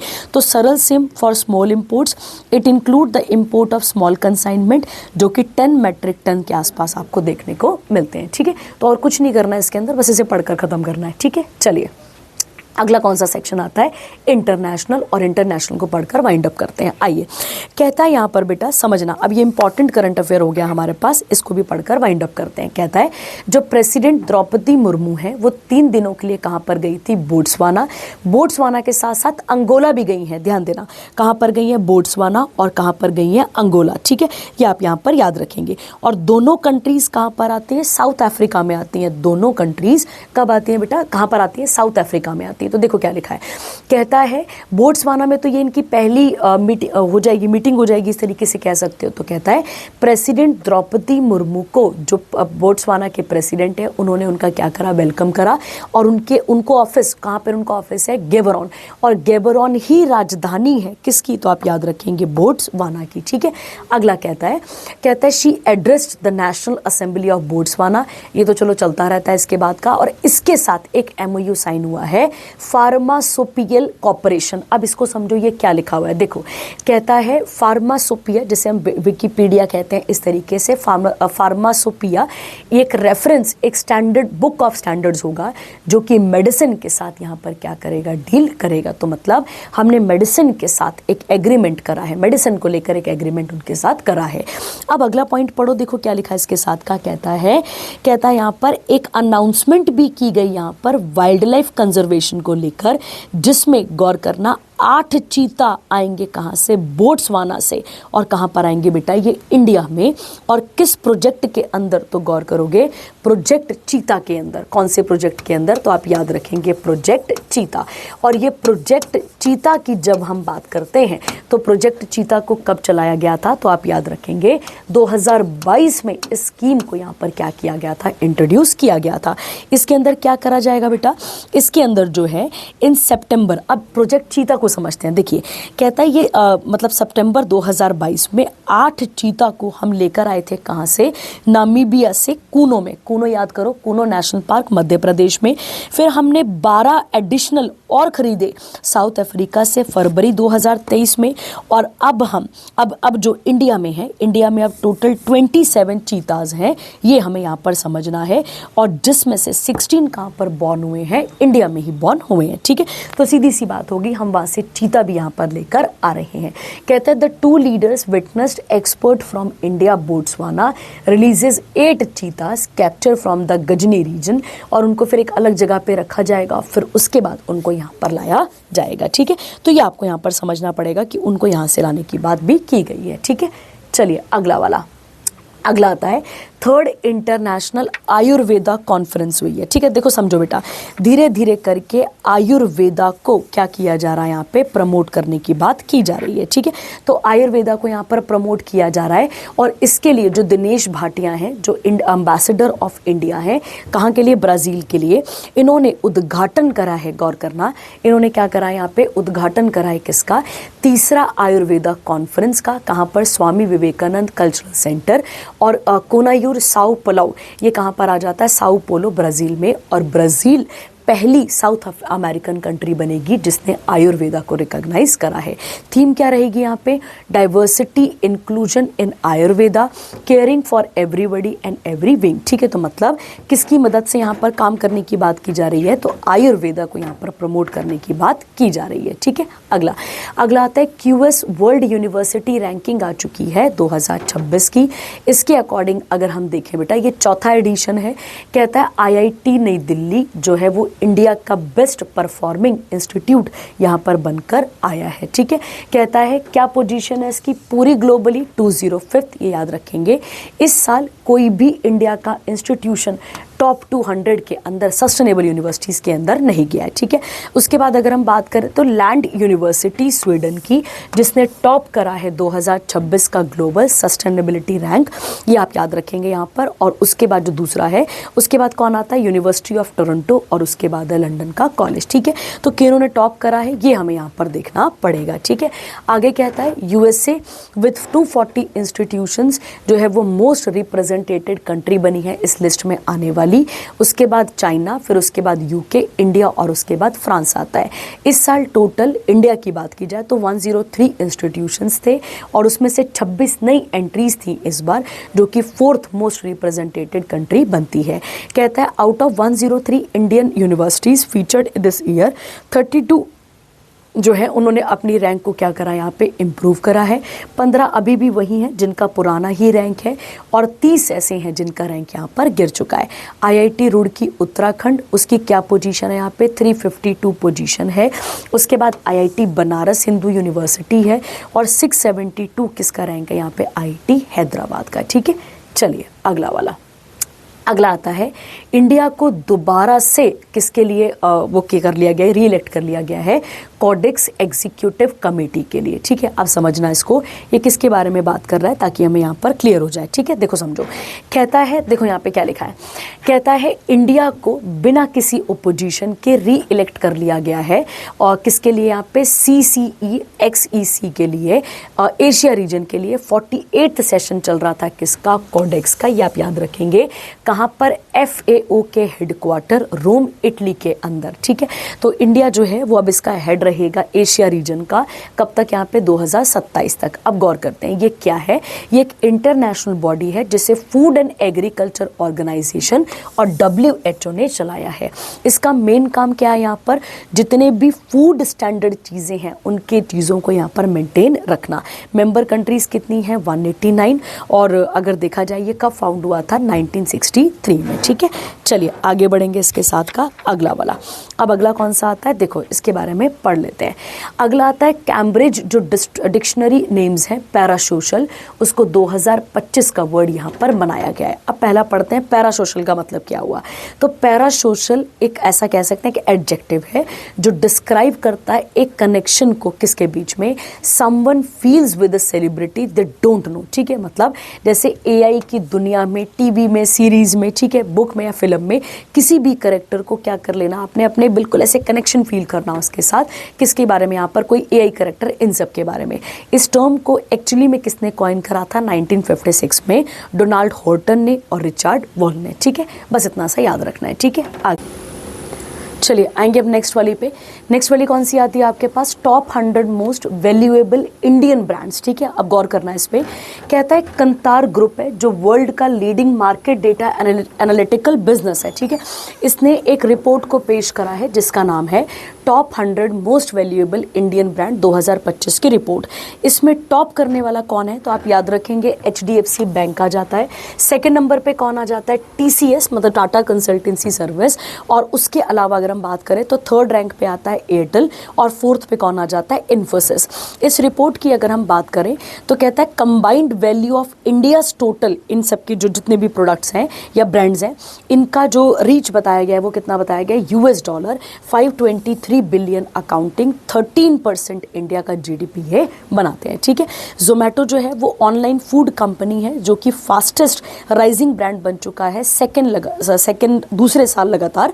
और उसके बाद है जंपिंग 10 प्लेसेस, 21 स्पॉट से आगे यहाँ पर ये बढ़ चुका है। ठीक है, तो ये बस हमें यहाँ पर याद रखना पड़ेगा। ठीक है, चलिए अगला इंपॉर्टेंट करंट अफेयर। अगला इंपॉर्टेंट करंट अफेयर है सऊदी अरेबिया को as a major non NATO ally बनाया गया है। ठीक है, अब इस नॉन नेटो अलाई वाले को आप ऐसे याद रखो, इसे मन्ना कह देते हैं। ठीक है, तो याद रखना इसे क्या कहते हैं, मन्ना कह देते हैं। ठीक है, सबसे पहले नाटो के बारे में समझते हैं ताकि हमें ये करंट अफेयर यहाँ पर समझ में आ जाए। ठीक है, देखो समझो नाटो की अगर हम बात करते हैं तो नाटो एक्चुअली में क्या है बच्चे, एक मिलिट्री अलायंस है। गौर करना, ठीक है, कौन सा अलायंस है ये, तो ये एक्चुअली में उन कंट्रीज का या फिर कह लो कि कुछ कंट्रीज का एक ग्रुप है और उन कंट्रीज का एक मिलिट्री अलायंस है। अगर मैं बात करूं कि नाटो कब बना था, तो नाटो बना था 4 अप्रैल, गौर करना 4 अप्रैल 1949 को ये बना था। इसके हेडक्वार्टर ब्रुसेल कहाँ पर आ जाते हैं, ब्रुसेल बेल्जियम में हमें इसके हेडक्वार्टर देखने को मिलते हैं। ठीक है, तो ये हो गया आपके पास नाटो के बारे में एक छोटी सी बात। ठीक है, नाटो की बात की जाए तो नाटो का फुल फॉर्म होगा नॉर्थ अटलांटिक ट्रीटी ऑर्गेनाइजेशन, जिसकी स्थापना 4 अप्रैल 1949 को की गई थी।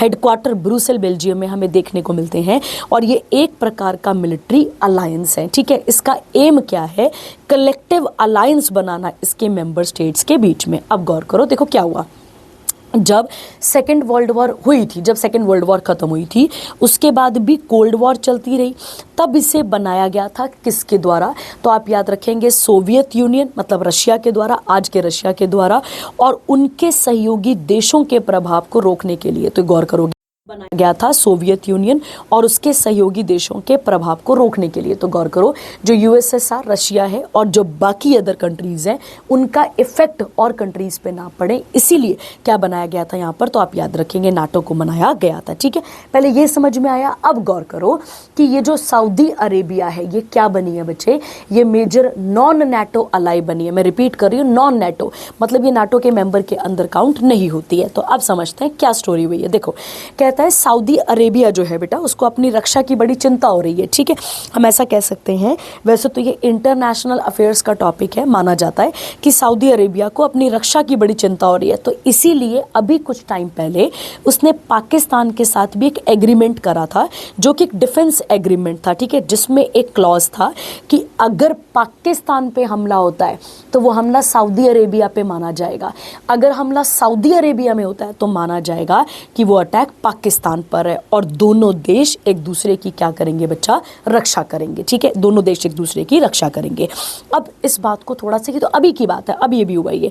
इससे पहले की अगर हम बात करें तो पहले अरब देशों की रिस्पॉन्सिबिलिटी किसके पास थी, USA के पास। क्यों, क्योंकि अगर हम देखें ये जो सऊदी अरेबिया, ये जो नेशंस हैं अपने पास, इनके पास फोर्सेस कम है, मतलब कंपैरेटिवली फोर्सेस कम है इनके पास, ठीक है। तो गौर करो, और ये किस पे निर्भर है, ये है न्यूक्लियर पावर देशों पे निर्भर है, जैसे पाकिस्तान हो गया, जैसे इंडिया हो गया, जैसे यूएसए हो गया। तो अगर हम बात करते हैं, जो पहले जो ये अरब देश थे, इनकी रिस्पॉन्सिबिलिटी यूएसए के पास थी, क्योंकि यूएसए एक न्यूक्लियर वेपन कैपेबल देश है, ठीक है। बट सऊदी अरेबिया को डर लगा और उसने एक छोटा सा एग्रीमेंट किसके साथ भी कर लिया, पाकिस्तान के साथ भी कर लिया, ठीक है। तो अमेरिका को लगा भाई कि ये तो हमारा बोलबाला खत्म हो रहा है, हमारे तो दबदबा यहाँ पर खत्म हो रहा है। तो इसीलिए उनको लगा, मतलब यूएसए को लगा कि देशों का भरोसा उठ रहा है किसके ऊपर, यहाँ पर हमारे ऊपर से, हमारे मतलब यूएसए के ऊपर से। तब जाकर इस पैक्ट को साइन किया गया है, ये आपको यहाँ पर समझना पड़ेगा, ठीक है। तो समझते हैं यहाँ पर क्या है, देखो बेटा समझो। अब ये मन्ना जो हो गया और जो नाटो हो गया, इनके बीच में क्या डिफरेंस है।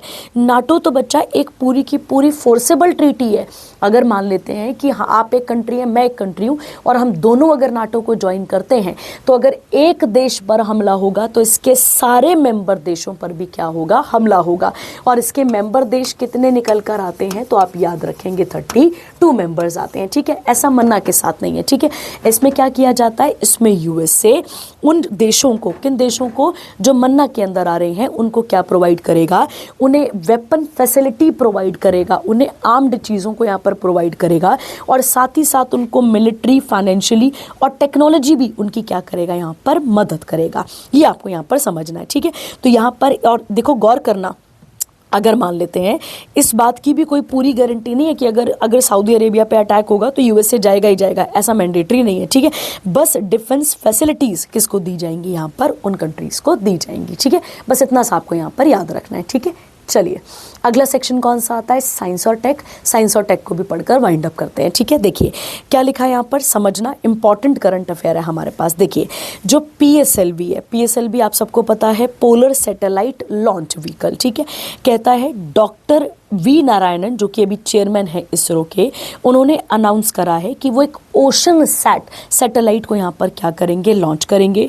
कहाँ से, ऑर्बिट से। For the first commercial built polar satellite होगी, N1 इस रॉकेट का नाम होगा। कहते हैं इन 2026 और at the 7th India manufacturing show, जो कि कहाँ पर होगा, बेंगलुरु कर्नाटका में। नाम क्या है बच्चा इसका, ओशन सैटेलाइट। तो किसकी देखरेख करेगी, इंडिया में तो एक ही ओशन है, कौन सा वाला, इंडियन ओशन, उसकी देखरेख को यहाँ पर क्या करेगी, ये संभालेगी। तो कहता है 2022 में इसरो ने कमर्शलाइजेशन इनिशिएटिव लिया था न्यू स्पेस इंडिया के साथ, और एक कॉन्ट्रैक्ट करा था HAL और LT के साथ, ताकि इस तरीके के रॉकेट्स को आगे बनाया जा सके, ठीक है। तो कहता है PSLV was Holi manufactured by ISRO, पहले ऐसा होता था बट अब ऐसा नहीं है, ठीक है। और गौर करो, जब भी PSLV बनते हैं, जब ये लॉन्च सैटेलाइट व्हीकल्स बनती हैं, तो आप गौर करेंगे जो ये व्हीकल्स बनते हैं, इनकी कितनी स्टेजेस होती हैं, 4 बता चुकी हूँ मैं आपको, पहले सॉलिड, फिर लिक्विड, फिर सॉलिड, फिर लिक्विड, इस तरीके से होती हैं। और उनकी एक एक चीज़ को पूरा का पूरा चेक करके तब इनको क्या किया जाता है, लॉन्च किया जाता है, ठीक है। तो बस इतना सा इसके अंदर आपको याद रखना है।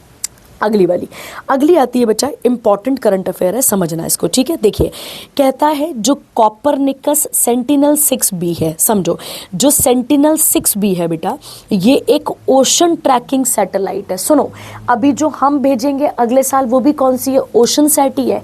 ये वाली भी कौन सी है, ये भी ओशन सैटेलाइट है, ध्यान रखना। ये हमारी अर्थ पर, गौर करो, अगर हम बात करें इंडिया वाले की, तो इंडिया वाला किस पे फोकस करेगा, इंडियन ओशन पे। ये वाला किस पे फोकस करने वाला है, तो इन अर्थ के ऊपर जितने भी ओशंस हैं उनको ट्रैक करने का काम करेगा।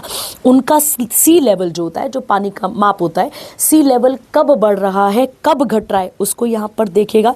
साथ ही ये देखेगा कि क्लाइमेट चेंज का क्या असर पड़ता है, साथ ही साथ सी लेवल बढ़ने पर अर्थ पे क्या असर होगा, ये सारा काम कौन करेगा, तो आप याद रखेंगे ये कौन करेगा, कॉपरनिकस सेंटिनल 6B करेगी। तो गौर करते हैं क्या है, ये एक अर्थ ऑब्जर्वेशन सैटेलाइट है, जिसे किसने बनाया है, तो आप याद रखेंगे अमेरिकन स्पेस एजेंसी, जिसको नासा कह रहे हैं, और यूरोपियन पार्टनर्स, इन सब ने मिलकर बनाया है, ठीक है। और इसे कहाँ से लॉन्च किया गया है, तो Wedenberg space force base California से इसको लॉन्च किया गया है, ठीक है। तो ये आपको समझना है। कहता है Sentinel 6B together with its twin Sentinel 6 Michael Freilich, और 6A इसका नाम, माइकल फ्रिलिज का मतलब हो जाएगा आपके पास यहाँ पे, इसका नाम है सेंटिनल 6A कहते हैं इसको, तो वो 6B लॉन्च हुई है, ठीक है। तो ये डेटा क्या करेंगी यहाँ पर, कवर करेंगी और अर्थ का 90% जो ओशंस है उनको कवर करके उनके बारे में सारी इंफॉर्मेशन प्रोवाइड करेंगी, ठीक है।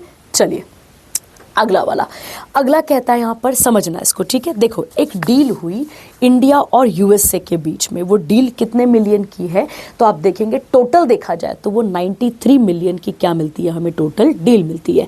कहता है किन किन चीज़ों को लेकर डील हुई है, तो एक है जेवेलिन मिसाइल आ जाएगी आपके पास, और एक है एक्सकैलिबर प्रोजेक्टाइल। एक कौन सा आता है, जेवेलिन मिसाइल, एक आती है एक्सकैलिबर प्रोजेक्टाइल, ठीक है। समझते हैं दोनों को, फिर यहाँ पर बात करते हैं। देखिए कहता है ये जो जेवेलिन है इसके लिए कितने पैसों की वो हुई है, मतलब कितने पैसों की डील हुई है, तो 45.7 की, और जो ये है अपने पास एक्सकैलिबर है इसके लिए हुई है 47.1 मिलियन की, तो इनको जोड़कर अप्रॉक्स 93 मिलियन यहाँ पर देखने को मिलता है, ठीक है। अब समझो क्या ही है, देखो कहता है जो जेवेलिन मिसाइल है, गौर करना, FGM 148 जेवेलिन ATGM का मतलब हो गया एंटी टैंक गाइडेड मिसाइल है, मतलब टैंक को नष्ट करने वाली। और गौर करना जो टैंक होते हैं, गौर करना बेटा, टैंक जो होते हैं वो इस तरीके से अगर होंगे तो उनकी साइडें बहुत मजबूत होती हैं, उनका बेस बहुत मजबूत होता है। वो सबसे कमज़ोर कहाँ से होते हैं, ऊपर सिर से कमज़ोर होते हैं, तो वहाँ पर ये सीधे सीधे क्या करेगा, अटैक करेगा। समझो देखो क्या है, सबसे पहले तो जेवेलिन मिसाइल और ये जो एक्सकैलिबर प्रोजेक्टाइल है, ये हमने बड़े बड़े युद्धों के लिए नहीं लिया है, ये हमने छोटे छोटे युद्ध, जैसे चित्रपटर पाकिस्तान हो गया जो हमें परेशान करता रहता है, या बांग्लादेश मान लेते हैं, चाइना मान लेते हैं, इन सबको शांत करने के लिए लिया गया है। तो एक्चुअली में ये एक शोल्डर फायर एंड फॉरगेट क्या है, एंटी टैंक गाइडेड मिसाइल है। तो आप देख पा रहे हैं इस फौजी के हाथ में, आप देख पाएंगे इनके शोल्डर पे देख पाएंगे आप, तो इन्होंने यहाँ पे शोल्डर पे रखा, और ये मिसाइल पोर्टेबल है, आप इसे कहीं पे भी लेके जा सकते हैं। कहीं पे भी बोलने का मतलब है जहां आपको लगता है, मतलब मान लो कि अगर पहाड़ी क्षेत्र है, कहीं पे भी इस तरीके का एरिया है, तो वहां पर भी इसे ले जाया जा सकता है और इसे शोल्डर पे रखकर आराम से लॉन्च किया जा सकता है। 22 kg की इसका टोटल वेट है। और अगर हम बात करें एंटी टैंक मिसाइल है, तो किसको नष्ट कर सकता है, टैंक को नष्ट कर सकता है। कितने किलोमीटर तक, 4 किलोमीटर तक, ये सब वहां पर लिखा हुआ है आपके पास, ये आप यहाँ पर कवर कर लेंगे, ठीक है। अब जो दूसरी है बेटा, जिसका नाम क्या है, एक्सकैलिबर, तो गौर करना, ये स्मार्ट तोप का गोला है, आर्टिलरी है, ये तोप का गोला है, ये लंबी दूरी के लिए कैपेबल है और एकदम सटीक निशाना लगाएगा अपना और टारगेट को हिट कर पाएगा। इसमें बहुत सारे वॉरहेड लगे हुए, वॉरहेड मतलब जहां से एक ही बार में बहुत सारी चीजें लॉन्च हो सकती हैं, ठीक है, वॉरहेड है। और ये बंकर, कंक्रीट की दीवार, बंकर समझते हैं ना, जहां बेस बनाया होता है सीमेंट की बोरियां रखकर, ठीक है, उसके बाद कंक्रीट की दीवार और एक बड़े क्षेत्र पर क्या कर सकता है, हमला कर सकता है, ठीक है। तो ये हमें यहां पर समझना है, ठीक है। तो एक बार इनको क्या दे दिया आपने, एक बार इनको टारगेट दे दिया, तो ये टारगेट को खत्म करके ही हमारे पास आएंगे, तो ये बताया गया इसके अंदर, ठीक है।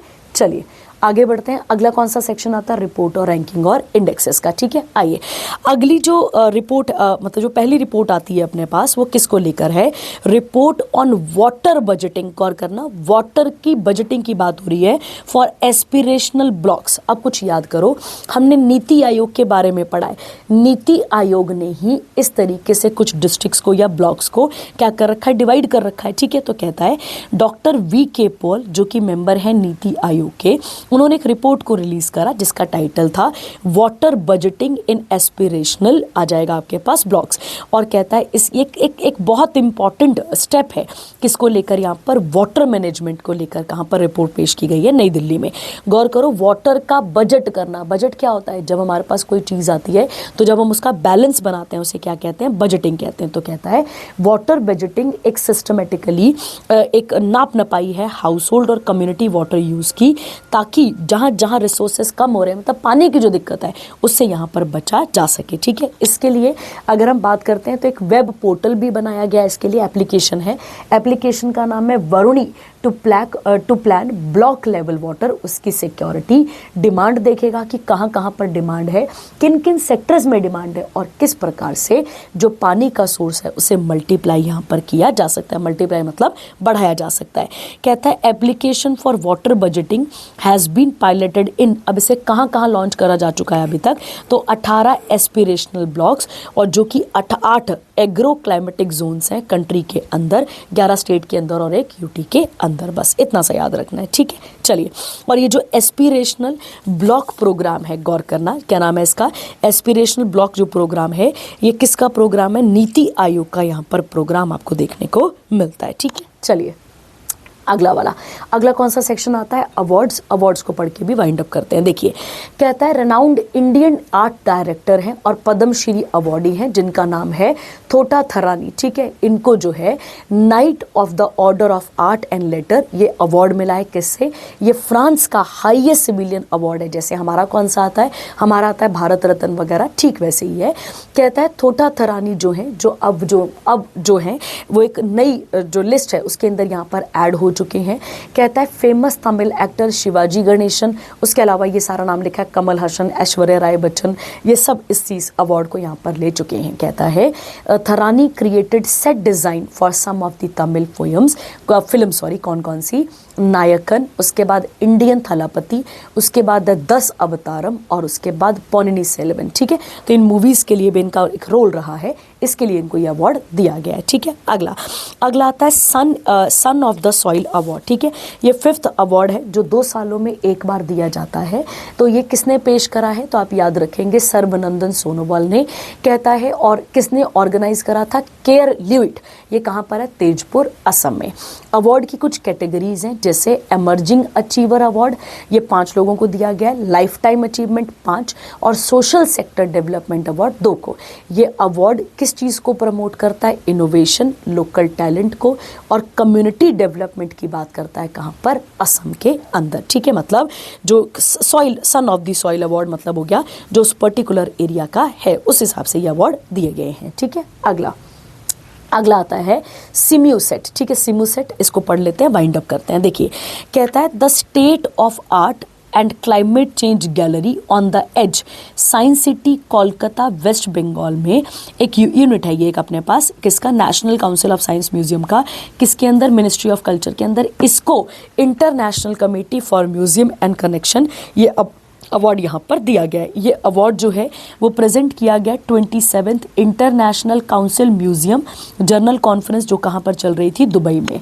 अब ये सिम्यूसेट अवार्ड किसको दिए जाते हैं, तो ये साइंस और टेक्नोलॉजी म्यूजियम्स को दिए जाते हैं जो सोशल चेंज, लोगों को जोड़ रहे हैं और सस्टेनेबिलिटी के ऊपर फोकस कर रहे हैं। फ्रेमवर्क क्या है इसका, कि यूनाइटेड नेशन के जो वो गोल्स हैं उनको क्या करना है, कम्युनिटी वाइज यहाँ पर फुलफिल करवाना है, ठीक है। बस इतना याद रखना है। अगला आता है टॉम क्रूज ने रिसीव करा है किसका, ऑनररी ऑस्कर। तो अब गौर करते हैं क्या लिखा है, देखो कहता है फेमस हॉलीवुड एक्टर और 4 time Oscar nominee Tom cruise को क्या मिला है, एकेडमी ऑनररी अवार्ड, जिसे ऑनररी ऑस्कर भी कहा जाता है। इस अवार्ड को अगर हम बात करते हैं प्रेजेंट टू हिम बाय एक फिल्म डायरेक्टर है जिनका नाम क्या है, अलेजेंड्रो।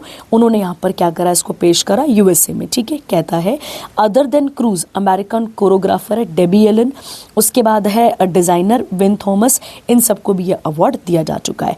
उसके बाद है एक एक्ट्रेस है, सॉन्ग राइटर है, फिलंथ्रोपिस्ट है, डॉली पैटन।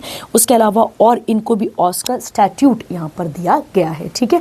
तो ये आपने यहाँ पर समझना है, ठीक है। अगला कहता है governors award are presented by, ध्यान देंगे कौन देता है इसे, वही ऑस्कर वाली बॉडी ही इसे देती है।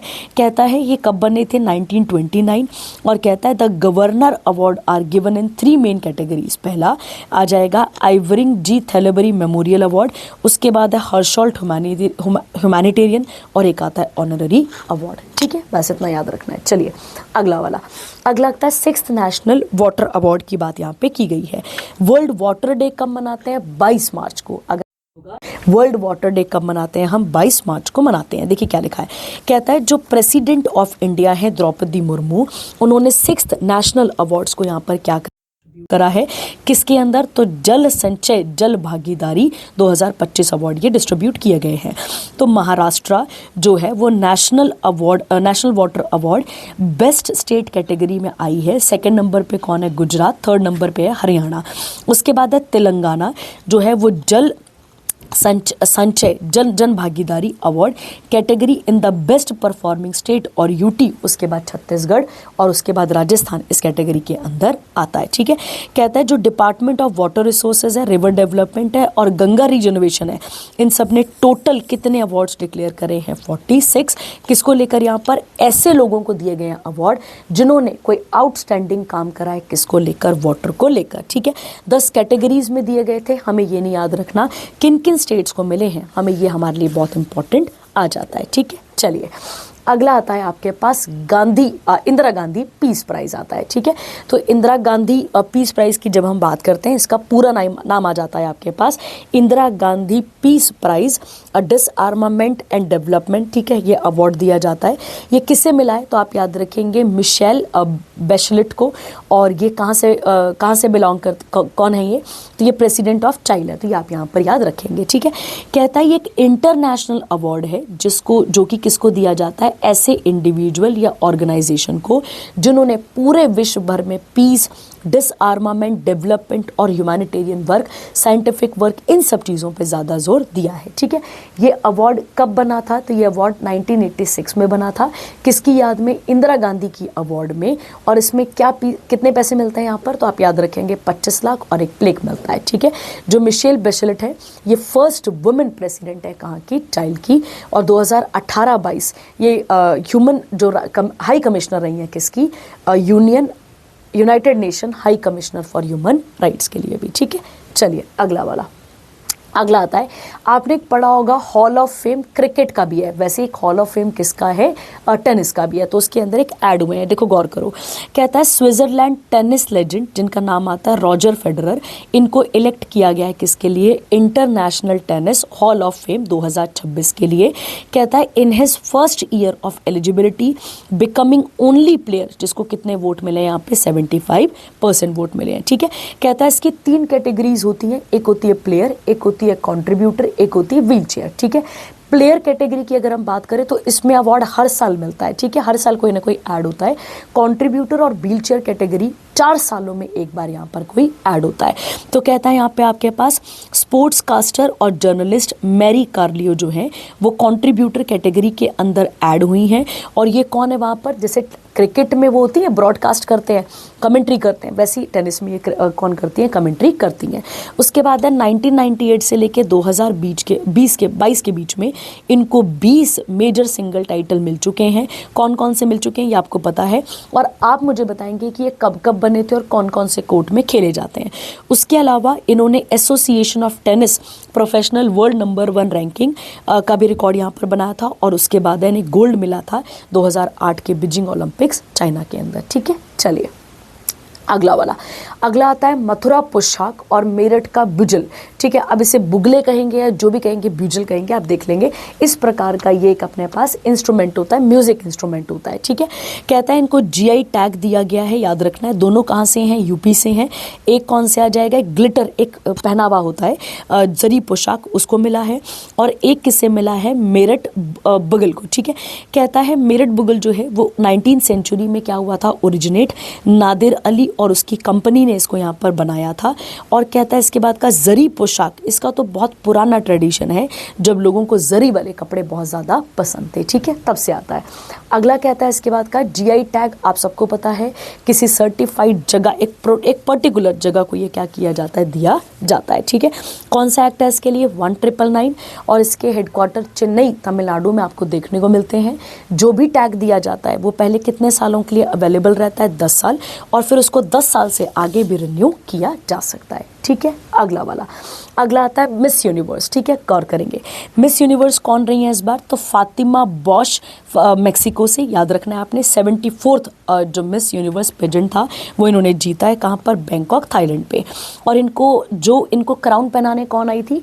जो इनसे पहले 2024 की क्या थी यहाँ पर मिस यूनिवर्स थी, डेनमार्क से। ठीक है, थीम क्या थी इस बार की? The power love, focusing on unity, empowerment and resilience, ये इसकी थी। ठीक है, कहता है इंडियन ओरिजिन जो मिस थाईलैंड रही हैं पराविरनार सिंह, ये रनर अप रही, और इसके बाद वेनेजुएला की स्टेफेनी सेकंड रनर अप रही। ठीक है, और इंडिया से किसने रिप्रेजेंट करा है, तो मनिका विश्वकर्मा, ये आप यहाँ पर याद रखेंगे। और इंडिया से पहली मिस यूनिवर्स कौन थी, सुष्मिता सेन 1994, और लास्ट कौन थी, हरनाज संधू 2021 में। ठीक है, चलिए अगला कौन सा सेक्शन आता है, स्पोर्ट्स का। स्पोर्ट्स कहता है 24th एशियन आर्चरी चैंपियनशिप हुई है, गौर करना कहाँ पर हुई है, ये ढाका बांग्लादेश में। इंडिया और साउथ कोरिया ने 10-10 मेडल यहाँ पर जीते हैं। इंडिया की बात की जाए तो 5 मेडल उसने रिकर्व और कंपाउंड कैटेगरी में जीते हैं, और ओवरऑल टॉप करा यहाँ पे 6 गोल्ड 3 सिल्वर 1 ब्रॉन्ज के साथ। किसके साथ कंपैरिजन, कोरिया के पास कितने, 2 गोल्ड है, हमारे पास 6 गोल्ड आते हैं।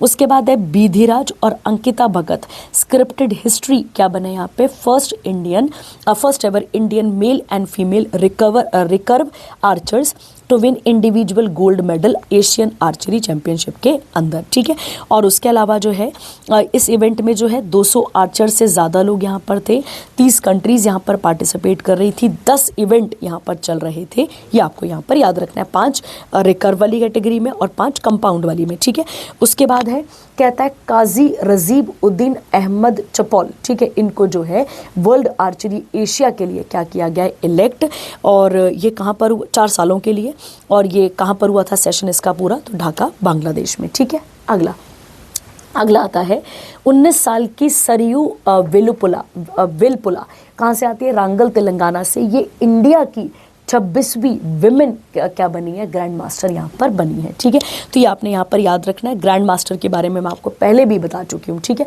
और कहता है तभी जब इनको ये टाइटल कब मिला, जब इन्होंने फाइनल वुमेन ग्रैंड मास्टर नॉम को जीता, first league of central Siberia, कहाँ पर, नोवी पजार सर्बिया के अंदर। ठीक है, और कितनी कैटेगरीज होती है ये मैं आपको पहले ही बता चुकी हूँ पिछले लेक्चर में भी। ठीक है, चलिए अगली वाली कौन सी आती है, मिलिट्री एक्सरसाइजेस। आइए, कहता है इंडिया और फ्रांस का बायलेटरल एयर एक्सरसाइज हुआ है जिसका नाम क्या है, गरुड़। कहाँ पर हुआ, फ्रांस में। 8वां एडिशन था इसका, और ये 2003 से चलने वाली बायलेटरल एयर एक्सरसाइज देखने को मिलती है। ठीक है, चलिए अगला आता है इंडिया और यूके ने आर्मी एक्सरसाइज करी है, अजय वॉरियर। ठीक है, तो गौर करेंगे किन किन चीज़ों को लेकर, ताकि जो काउंटर टेररिज्म ऑपरेशन है उनको जॉइंट तरीके से यहाँ पर पार्टिसिपेट किया जा सके।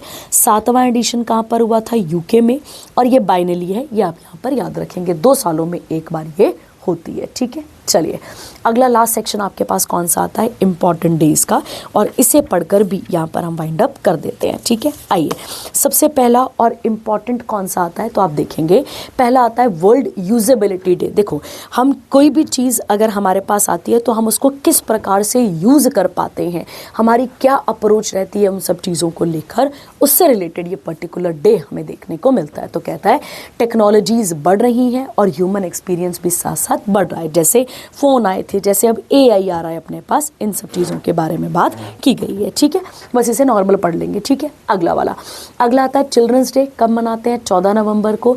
किसकी बर्थ एनिवर्सरी रहती है, जवाहरलाल नेहरू की, जो इंडिया के पहले प्राइम मिनिस्टर भी रहे हैं और साथ ही साथ लॉन्गेस्ट सर्विंग प्राइम मिनिस्टर भी रहे हैं। उसके बाद अगर हम बात करें तो 2025 की थीम है for every child every right. ठीक है, उसके अलावा इनकी कुछ इंपॉर्टेंट किताबें हैं, जैसे letters from a father to his daughter, glimpse of world history, एक इनकी ऑटोबायोग्राफी है जिसका नाम है टुवर्ड्स फ्रीडम, और एक और किताब आती है डिस्कवरी ऑफ इंडिया। ठीक है, चलिए अगला आता है International Day for the Prevention and the Fight Against All Form of Transnational, गौर करना बॉर्डर की बात हो रही है, ऑर्गेनाइज्ड क्राइम।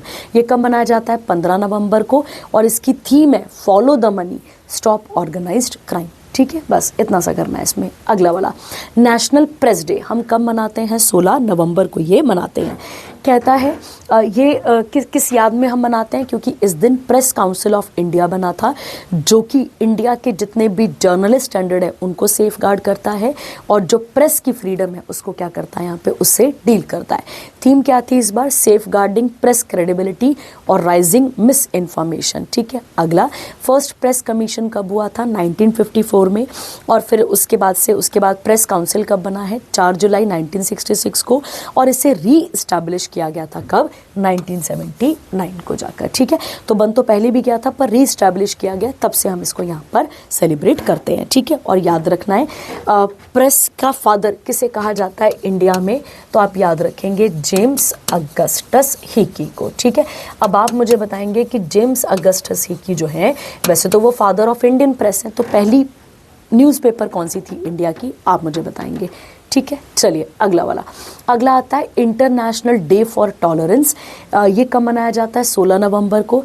कहता है यहाँ पर किसकी याद में हम मनाते हैं यहाँ पर, तो आप गौर करेंगे मदनजीत सिंह प्राइज ऑनर, ठीक है। उनकी याद में तो नहीं, मतलब उनका कंट्रीब्यूशन है इसमें, scientific artistic cultural communication initiative, ताकि जो कि क्या करता है, टॉलरेंस और नॉन वायलेंस, मतलब अगर वर्ल्ड में कोई इनोवेशन हो रही है तो उसे अडॉप्ट करना, उसके बारे में यहाँ पर बात की गई है, ठीक है। तो आप याद रखेंगे जो मदनजीत है वो कौन थे बेटा, तो आप याद रखेंगे आईएफएस कौन होते हैं, जो फॉरेन सर्विसेज अपनी प्रोवाइड करते हैं दूसरे देश में, ठीक है। चलिए अगला वाला ये आप इसके साथ पढ़ लेंगे, ठीक है। आगे आता है, अगला आता है एपिलेप्सी, जिसे हम मिर्गी कहते हैं, ठीक है। मिर्गी आ जाएगा, 17 नवंबर को ये मनाया जाता है। पर्पल रिबन इसका क्या आ जाएगा आपके पास, वो आ जाएगा सिंबलाइज करने के लिए आ जाएगा। और एक chronic non communicable neurological disorder है, जिसके अंदर इलेक्ट्रिक एक्टिविटी होती है ब्रेन के अंदर, जिसमें हमें क्या पढ़ते हैं, झटके फील होते हैं, ठीक है। चलिए अगला आता है इंटरनेशनल एपिलेप्सी डे कब मनाते हैं, 2nd मंडे ऑफ फरवरी हर साल को, ताकि इस बीमारी को भी ख़त्म किया जा सके, ठीक है। चलिए अगला कौन सा आता है, World Day of Remembrance of Road Traffic victims.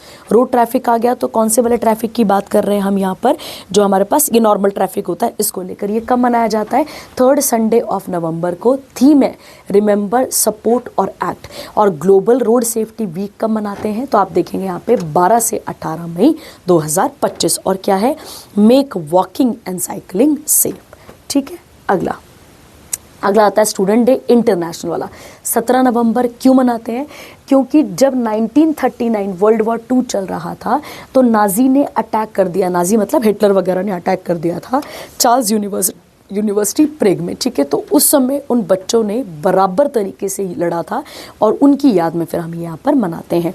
तो वेलवेट रेवोल्यूशन चला था इसके लिए, और इसकी 50वीं एनिवर्सरी थी कब, यहाँ पर 17 नवंबर 1989 को, ठीक है। अगला नेचुरोपैथी डे, इंपॉर्टेंट डे है हमारे लिए, 18 नवंबर को, और मिनिस्ट्री ऑफ आयुष इसको यहाँ पर सब कुछ देखता है। और याद रखना ये कहाँ पर मनाया गया है, तो आप याद रखेंगे पुणे महाराष्ट्र में। और नेचुरोपैथी इंस्टीट्यूट भी कहाँ पर है, पुणे महाराष्ट्र में ही है, ठीक है। कहता है 18 नवंबर 1945 को महात्मा गांधी को इसका लाइफ टाइम चेयरपर्सन बना दिया गया है, किसका, all India nature cure foundation trust का, ठीक है। और इसमें गांधीयन वैल्यूज़ की बात की गई है इसके अंदर, मतलब गांधी की जो वैल्यूज़ थी नेचर को लेकर, उसके बारे में यहाँ पर बात की गई है, ठीक है। और नेशनल इंस्टीट्यूट ऑफ नेचुरोपैथी के हेडक्वार्टर कहाँ पर हैं, तो आप याद रखेंगे उसके हेडक्वार्टर कहाँ पर आते हैं, वो आते हैं आपके पास नई दिल्ली में, सॉरी हेडक्वार्टर आते हैं पुणे महाराष्ट्र में। चलिए अगला आता है वुमेन्स एंटरप्रेन्योरशिप डे, कोई भारी बात नहीं है, 19 नवंबर को मनाते हैं। औरतों का पार्टिसिपेशन हमें क्या करना है, बढ़ाना है, ठीक है। हमें जेंडर इक्वालिटी लेकर आनी है, कौन सी इक्वालिटी लेकर आनी है, जेंडर इक्वालिटी। और ये कौन सा सस्टेनेबल डेवलपमेंट गोल है, तो आप याद रखेंगे सस्टेनेबल डेवलपमेंट गोल नंबर 5 है, ठीक है। चलिए अगला आता है world toilet day, very very important day. अगर हम इसकी बात करें तो आपने एक सस्टेनेबल डेवलपमेंट गोल पढ़ा होगा, सस्टेनेबल डेवलपमेंट गोल नंबर 6, वो किसके बारे में बात करता है, क्लीन वाटर एंड सैनिटेशन के बारे में बात करता है, ठीक है। तो आइए ध्यान देते हैं, पढ़ते हैं इसको अच्छे तरीके से। कहता है वर्ल्ड टॉयलेट्स डे कब मनाते हैं, 19 नवंबर को, ताकि किसके बारे में इंफॉर्मेशन दी जा सके, सैनिटेशन, पब्लिक हेल्थ, डिग्निटी और सेफ टॉयलेट्स यहाँ पर बताए जा सकें। थीम क्या है, sanitation in a changing world. World toilet organisation किसने बनाई थी, जैक्सिम ने, जो कि एक फिलैंथ्रोपिस्ट थे, कहाँ से, सिंगापुर से, ठीक है। पहली बार 19 नवंबर 2013 को इसको मनाया गया था, ठीक है। अब गौर करो यहाँ पर क्या लिखा गया है, देखो कहता है जो मिनिस्ट्री ऑफ हाउसिंग और अर्बन अफेयर है इंडिया की, उसने लॉन्च करा है टॉयलेट पास है और मैं साफ ही अच्छा हूँ, एक कैंपेन यहाँ पर इंट्रोड्यूस करा है। ठीक है, और याद रखना बेटा, आप सबको पता है स्वच्छ भारत मिशन के बारे में, आप सबको पता है स्वच्छ भारत मिशन के बारे में कब चला था ये, तो 2 अक्टूबर 2014 को चलाया गया था। इसी के अंदर चलाया गया था open defecation free, open defecation free ये चलाया गया था, खुले में शौच ना जाने वाली बात यहाँ पे की गई थी। और ये कब स्टार्ट हुआ था, 2019 में। ठीक है, तो ये आप इसके साथ यहाँ पर नोट कर लेंगे। ओपन डेफिकेशन फ्री वाला कब आया था अपने पास, 2019 में इसको इंट्रोड्यूस किया गया था। ठीक है, चलिए अगला कौन सा आता है, इंटरनेशनल मेंस डे। कब मनाते हैं बेटा इसे, तो इसे मनाया जाता है 19 नवंबर को, याद रखना, सेलिब्रेटिंग मेंस एंड बॉयज़। ठीक है, तो नॉर्मल एक डे है। चलिए अगला वाला, किस किस ने क्या क्या किया है वो आप पढ़ लेंगे इसके साथ का। अगला आता है नेशनल इंटीग्रेशन वीक। ठीक है, नेशनल इंटीग्रेशन वीक हम कब से कब तक मनाते हैं, तो आप याद रखेंगे, डे है ये, डे कब मनाते हैं हम, तो आप याद रखेंगे 19 नवंबर को। किसकी बर्थ एनिवर्सरी है, तो आप याद रखेंगे इंदिरा गांधी, जो कि first Indian women prime minister रही हैं। उसके अलावा एक वीक भी मनाते हैं हम 19 से 25 तक, और ये किसको प्रमोट करता है, इंदिरा गांधी के रोल को किस चीज़ में, यूनिटी फैलाने के लिए, साथ साथ डाइवर्स कल्चर और रीजन को जोड़ने के लिए। ठीक है, आगे कहता है इंदिरा गांधी किसकी बेटी थी, तो प्रधानमंत्री जवाहरलाल नेहरू की। इनका जन्म इलाहाबाद उत्तर प्रदेश में हुआ था। 3rd PM रही थी ये 1966 से 1977, 1980 में ये फिर आई थी, और 1984 में इनका असैसिनेशन हो गया था। ठीक है, उसके बाद है 2nd longest serving prime minister रही हैं किसके बाद, नेहरू के बाद। इन्हें आयरन लेडी ऑफ इंडिया भी कहा जाता है। भारत रत्न दिया गया इन्हें 1971 में, और लेनिन पीस प्राइज रशिया के हुए व्लादिमीर लेनिन, उनके नाम पर यह अवार्ड दिया गया है। और एक इनकी बुक है जिसका नाम है माई ट्रुथ, जिसमें इन्होंने अपनी लाइफ के हर एस्पेक्ट के बारे में बताया है। ठीक है, अब जो इंटीग्रेशन वीक है गौर करो, वो उसमें क्या क्या मनाते हैं, तो पहला नेशनल इंटीग्रेशन डे होता है। फिर किसकी बात हो रही है यहाँ पर, तो यहाँ पर बात हो रही है किसकी, आपके पास माइनॉरिटीज़ को लेकर। फिर linguistic harmony, weaker section, culture unity, women's day. गौर करना यहाँ पे वुमेंस डे गलत हो जाएगा। ठीक है, वुमेंस मतलब वुमेन सेफ्टी के ऊपर पूरा का पूरा फोकस किया गया है, और नेचर कंजर्वेशन की बात यहाँ पर की गई है। ठीक है, चलिए अगला आता है हेरिटेज वीक। कब मनाते हैं हम, 19 से 25 नवंबर के बीच में बनाते हैं, ताकि जितने भी मॉन्यूमेंट, कल्चरल साइट्स हैं, हेरिटेज है, उन्हें प्रोटेक्ट किया जा सके। किसने ये डे ऑर्गेनाइज करा है, यूनेस्को ने। और याद रखो इंटरनेशनल मॉन्यूमेंट डे कब मनाते हैं, तो आप याद रखेंगे वो हम मनाते हैं 18 अप्रैल को। ठीक है, कहता है आज नवंबर 2025 तक इंडिया में 44 यूनेस्को साइट्स हो चुकी हैं, जिसमें 35 कल्चरल हैं, 7 नेचुरल है, और 2 मिक्स आपको देखने को मिलती हैं। मराठा मिलिट्री लैंडस्केप जो है वो 44th क्या बने थे हमारे पास, 44th साइट बनी थी। अजंता अलोरा और उसके बाद आगरा फोर्ट और ताजमहल इंडिया की पहली यूनेस्को साइट है। क्लासेस में करा चुकी हूँ मैं आपको। एज ऑफ अक्टूबर 2025 इंडिया में कितने मॉन्यूमेंट्स हैं, 3698 मॉन्यूमेंट्स हैं, जिन्हें कौन प्रोटेक्ट कर रहा है, आर्कियोलॉजिकल सर्वे ऑफ इंडिया। सबसे ज़्यादा मॉन्यूमेंट किसके पास हैं, यूपी के पास हैं। आर्कियोलॉजिकल सर्वे ऑफ इंडिया के हेडक्वार्टर कहाँ है, नई दिल्ली, और इस्टेब्लिश है 1861। किसने इसकी स्थापना करी थी, तो आप लिख लेंगे अलेक्जेंडर कनिंघम। ये आप इसके साथ यहाँ पर नोट कर सकते हैं, अलेक्जेंडर कनिंघम आ जाएगा। प्लस आपने यहाँ पर याद रखना है कि इस समय पे गवर्नर जनरल या वाइस रॉय, जो भी आप कहना चाहते हैं, कौन था इस समय पे गवर्नर जनरल और वाइस रॉय, तो आप याद रखेंगे लॉर्ड कैनिंग था। ये आप यहाँ पर याद रखेंगे। ठीक है, जब किससे बनाया गया था, archaeological survey of India department को बनाया गया था। ठीक है, चलिए तो आई होप आपको यहाँ तक करंट अफेयर्स समझ में आए होंगे। जहाँ पे भी आपको डाउट रहे पूछेंगे आप। Thank you, have a nice day.